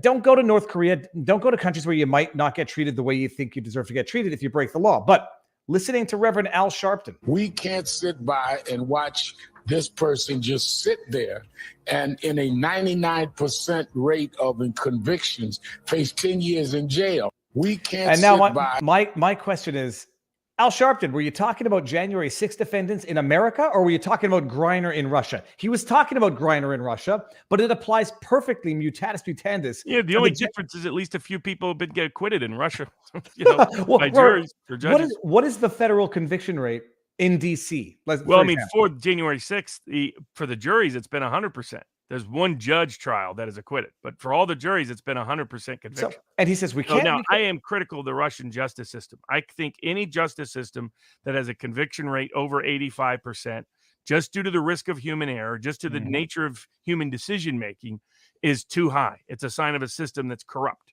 That the juries are not acting independently, the judges are not acting independently, the prosecutors and the police cannot be trusted to be that accurate at that rate. Human history says otherwise. So I consider that a bad sign. But in the United States, in the January 6th cases, it's been 100%. So in those kind of politically motivated cases, jury convictions are off the charts. I mean, in the cases I handled in tax cases that were politically contaminated cases, the norm against lawyers not named Barnes is over 95% conviction rate. They have about a 50% affirmed conviction rate, prison rate against me, but against everybody else, they do time. So but it is it's a good comparison, because there is, how horrible it is that you have a politically motivated prosecution and somebody serving any time in jail with then you should be complaining about January 6th, Al, as opposed to some of Al's history of who he did promote in the past. 10 years in jail for such an inconsequential crime. I still liked Al better when he was fat.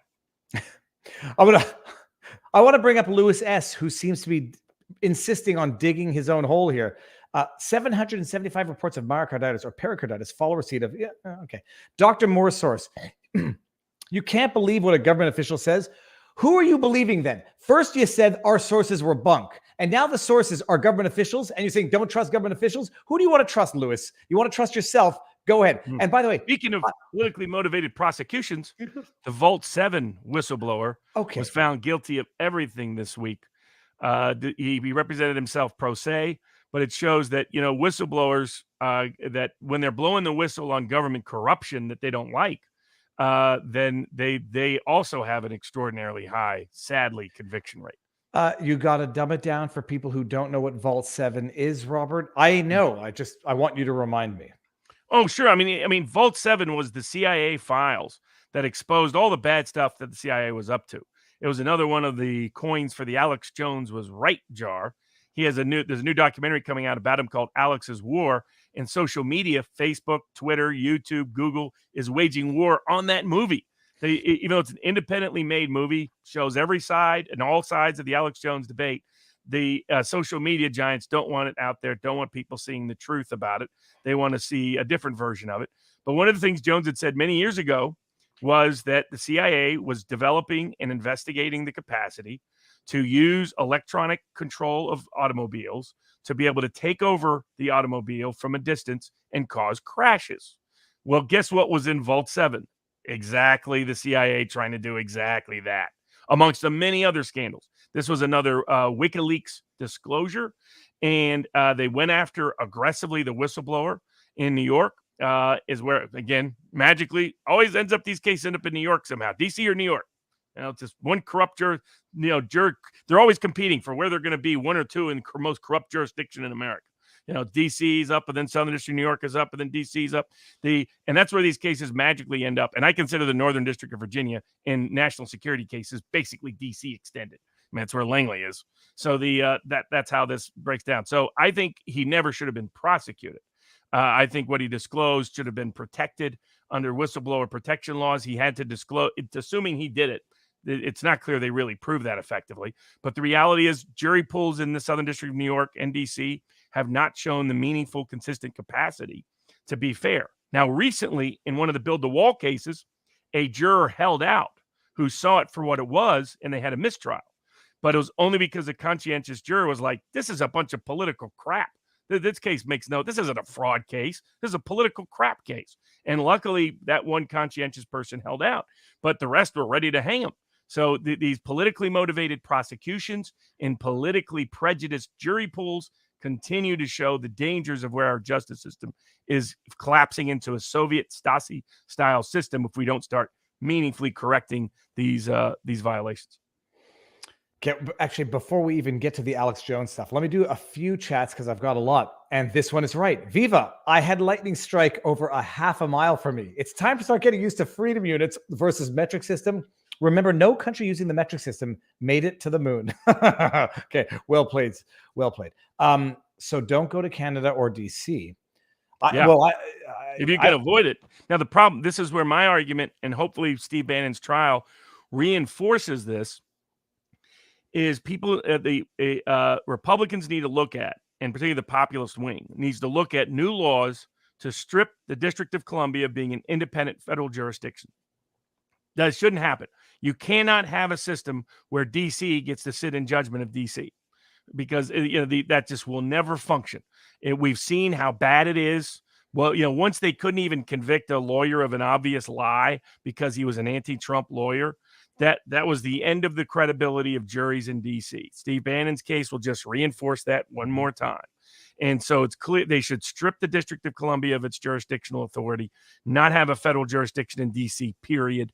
Whether you make it part of Virginia, Maryland, whatever, some other system, just scrap it, because its jury pool is a joke. I don't know about that HR 4350. I'll have to look into that. And I'll be seeing Alex soon. So, well, now the trial's coming up. I mean, I guess this is public. It's 2 weeks away, so we'll probably discuss it more in detail next week. Okay, but I mean, they're not allowing him to defend himself on the merits. They're trying to restrict how well he can even pick a jury.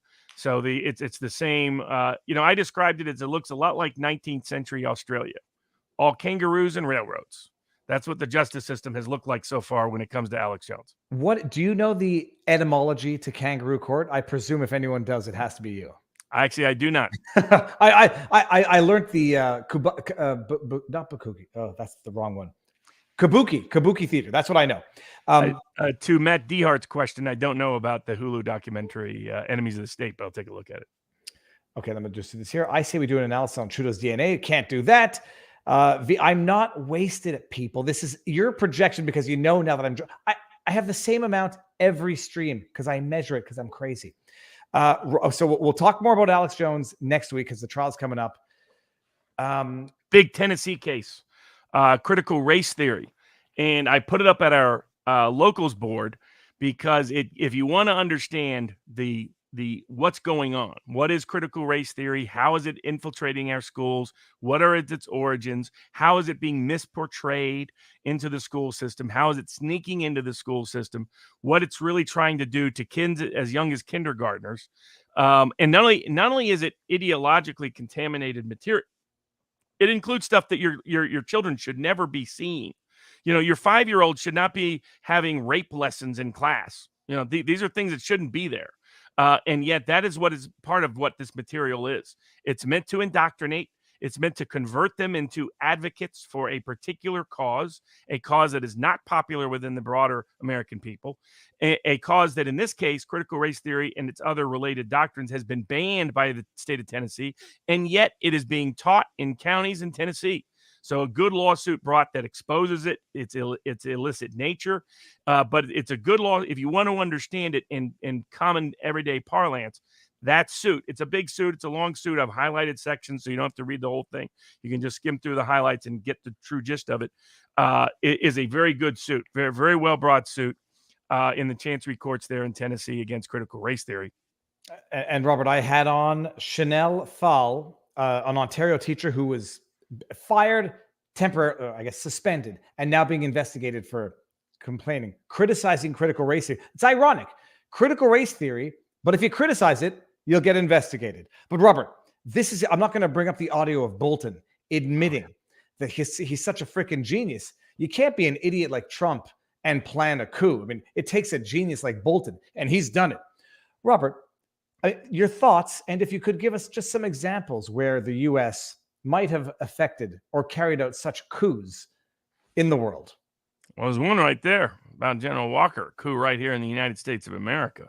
That's probably the most famous coup the deep state ever pulled, was the assassination of John Fitzgerald Kennedy. But I could go into the litany of coups, but we would be here for the next 10 hours, sadly. And the American people are mostly in the dark about this. But what Bolton admitted was not only that he bragged about planning coups, he did it while he was working for Trump, that he was trying to do a coup in Venezuela. So, it's disturbing the aspects of that. Kangaroo court comes from Australian penal colonies. I could see that. No, but and then another Pasha Moyer, I believe, said it's not from that. It's from the leaps that the court takes to get to where they want to go. Oh, okay. Yeah. Okay. I could see that. That would make sense. I could see that more because I would kangaroo courts. I would not attribute only to Australia in birth or in prominence. I mean, they've probably existed since the history of humankind. Now, I assume, have you ever rented a car in the United States? Oh my good God, Robert. Not only did I rent a car, I rented a Hertz car in France, and I ended up suing Hertz because they gave it to me to the point where it hurts. I rented the Hertz. They said it's in Paris, so you have to bring it back on a full tank. The gas station is nowhere. This is pre-Google Maps. Nowhere to be found. I bring it back late because I had to find a gas station. They charged me for an additional entire day, something like thousands of dollars, and then additional penalties. And I said, I'm not paying any of it. And they applied it, and I sued them, and I didn't pay a penny because they're criminals. Reading that lawsuit from Hertz, Robert, give us the lowdown.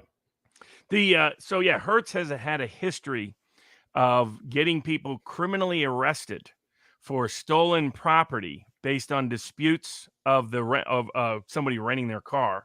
Often a dispute only because Hertz screwed up. Like Hertz didn't realize someone had extended their rental.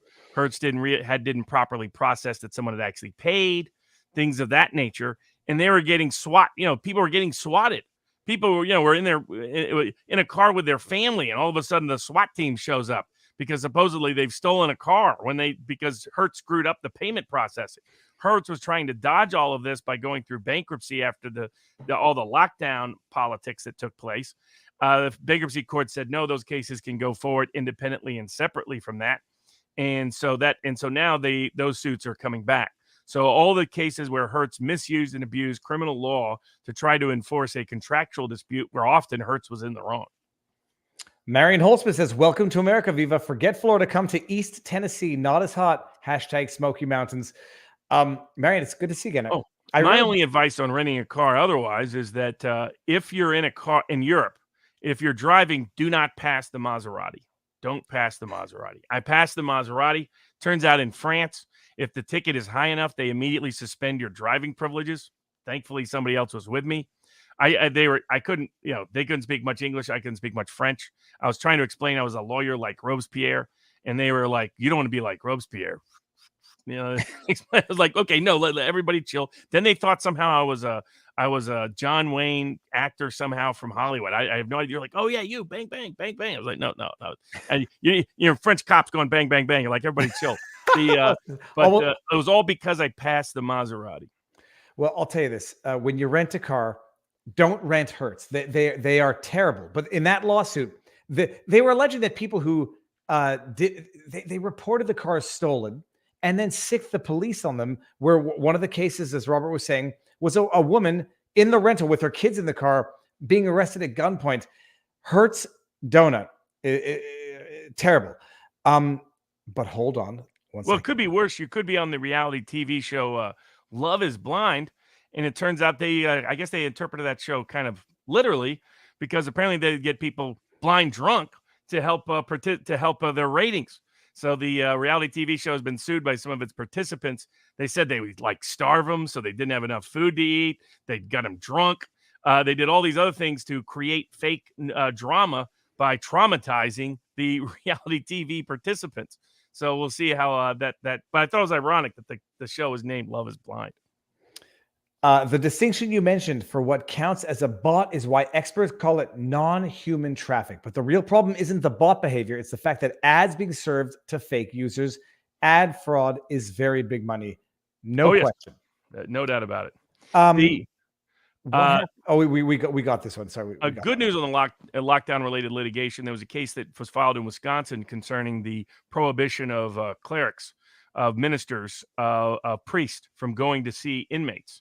And the Wisconsin court struck it down as unconstitutional in violation of First Amendment rights, as well as violating Wisconsin state laws. So it's good to see those cases continue to go through the system.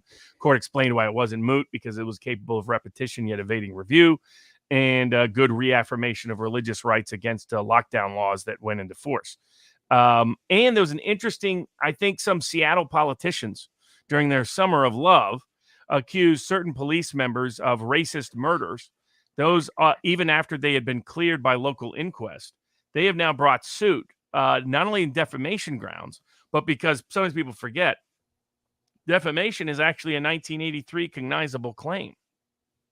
So it's actually a violation of recognized rights under Section 1983 of Title 42. And those Seattle officers were able to successfully sue. The case is now moving into the discovery stage. They get past motions to dismiss. So that, too, was a promising sign and a reminder to folks out there, not federal officials, but if state officials lie about you, a way you can get remedies through 42 U.S.C. 1983 under the Civil Rights Act. What was the name of the council person? I just lost it. I wasn't familiar with that case. It was two white cops who shot a black individual who they believed had a gun. Evidence turned up that there was a gun, but it was hidden under some debris in the car. They were charged, but ultimately not prosecuted, or they were cleared. Well, they were cleared. Ultimately, the inquest cleared them. Okay, they were cleared of wrongdoing. It wasn't a racist. And despite that, local city council members continued to accuse them of racist murder. Well, it doesn't matter who the congresswoman was or the person, councilman, I think, councilwoman, whatever. You can find the name. She basically said it was murder, state-sanctioned murder. Her defense to the motion, or she filed a motion to dismiss, saying, when I said it was murder, I wasn't identifying them specifically or sufficiently, so it can't stand on its four corners. It was initially granted. The motion to dismiss was initially granted, and then the suit reinstated. Correct on appeal. Yes. Yeah. It was reinstated, and the court established that they can move forward to the discovery stage of the case. So, I mean, and in other news, the more minor news, literally, the minor league players of the Major League Baseball successfully got a big settlement because Major League Baseball had been violating a range of overtime and other laws in the way it treated people in the minors. So that was a good remedy for a lot of those guys, that anybody that loves, Field of Dreams and what's the great Bull Durham, love Bull Durham particularly. I've been a minor league baseball fan since I was young. The great Engel Stadium in Chattanooga that no longer hosts the Lookout, sadly, but used to.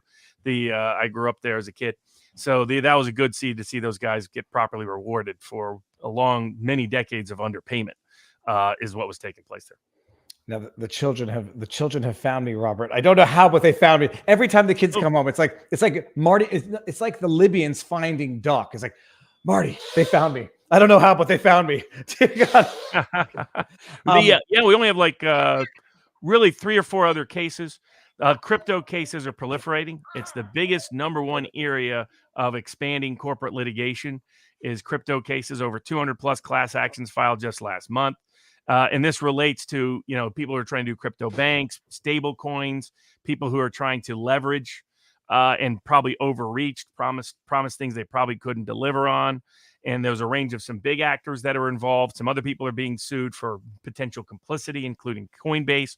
So as the fallout continues in the crypto world, what it will most likely do is lead to the brave and the strong, if you will, actually being stronger once it's all done and getting rid of some of the fluff and the fraud.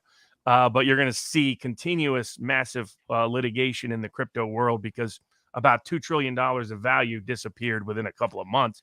And that generally doesn't happen unless somebody wasn't making accurate statements along the way, including allegedly Celsius and some others. And so there's also a crypto bank suing the Federal Reserve on the grounds the Fed didn't properly recognize them. And on the Federal Reserve side of the action, we're likely going to be looking at suit in the fall in the George Gammon Freedom of Information Act because the Fed continues to stonewall rather than produce a single piece of discovery, which usually suggests they're up to something. So those were the main cases. The Attorney General of Missouri had brought a case against China concerning COVID. That was dismissed on the grounds that under federal law, you can't sue foreign governments unless it's commercial activity or very other limited exceptions. And the court said there wasn't enough exceptions alleged in the China COVID suit. So that's why that has been dismissed for the time being. They're going to appeal it and try to fight it up. And it turned out, as we kind of predicted, in the Johnny Depp versus Amber Heard case, that Amber Heard's people knew all about the fact that a runaway juror had shown up prior to the jury trial, that he wasn't the same person. It was actually a son and a father. The article I'd read had misstated that. But it was a son with the same name as the father. The son showed up and participated in the trial, but he identified his age at the very beginning of the trial. So they knew he was the son, not the father. They were just, and all of her motions were quickly denied. Yeah, no, denied. You take your chances knowing it, saying maybe it'll work in my favor. And when it doesn't, then you claim, then you complain. Can the little guy say vivabarneslaw.locals.com? Oh, dude, hold on a second. Hold on. Robert, what did you just ask? Oh, can he say vivabarneslaw.locals.com? vivabarnes.locals.com. There you go. Robert, one thing that I've been meaning to ask you, I took my headphones off, so now the kid can hear. In Vegas, people were asking me about a questionable primary or Joey. Local. So there was a governor dispute here in Nevada, a governor's race between Sisolak, not Sisolak. Sisolak's the current governor. Sisolak is what I like to call him. Sheriff Joe Lombardo, who was the sheriff, by the way, when the Las Vegas shooting happened and all the investigation took place relating to it. Mm-hmm. Trump was advised to endorse him. So Trump did endorse him, help put him over the top. I preferred as a candidate Joey Gilbert. Joey Gilbert was on the front lines of fighting the lockdowns, on the front lines of fighting vaccine mandates, on the front lines of fighting for adequate public health, including for his own father, who couldn't get certain medical treatments because they were trying to suppress it and deny it. And he came very, very close to winning despite all the institutional opposition to him and his candidacy. And he has filed an election contest. So I haven't read the details of it, so I can't speak to the factual or aspects as to how the law will apply to it. I'll have to read and review it. I haven't seen the actual election contest itself. But many states have an election contest process whereby within a certain time frame after the election, if you believe there were more questionable ballots than the margin of victory, you have a right to certain remedies. That can be a recall, that can be a rerunning of the race, a range of remedies potentially for state offices particularly. It's not how it was going to apply in the presidential context was always a big question mark. But none of Trump's election contests, particularly the only big one he brought, which was Georgia, was ever litigated or adjudicated because the courts played games and played hide the ball on the case, which tells you how much confidence they had in their how this was the most secure election ever. So Joey Gilbert has brought the challenge. He's legally entitled to under Nevada law. I don't know enough about the details to know what its prospects are. Okay, and I guess then maybe we'll talk about it later because everyone I met in Vegas, including the taxi drivers, were angry at what happened, and everyone thinks that something foul is afoot. You think grab what you're going to show. No, get the other thing. My kid wants to show the gift that I brought them back from Vegas. The best $30 I've ever spent. Block your ears. This is fossilized dinosaur shit. I literally got it at the fossil shop. Look at that. It might be just totally fake, but I like to imagine this coming out of a lizard's butt 65 million years ago. That's like those little bottles of Elvis's sweat you could buy at Graceland back in the day. Yeah, but that looks more legit. I mean, water could. All right, Robert. We will. So when's that? Okay, and then I got this as a gift from someone, which I brought down from Canada.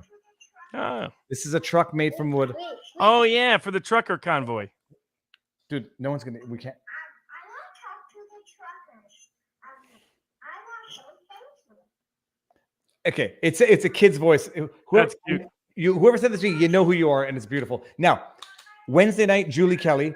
I'm going to be going live every day this week, covering the Steve Bannon trial, and then other stuff. Robert, white pill for the people who need it, and then afterwards we're going to talk after the stream. But white pill, we need. Well, it's going to be a future T-shirt, actually, which is what I often say is the best white pill is people just go home and look in the mirror.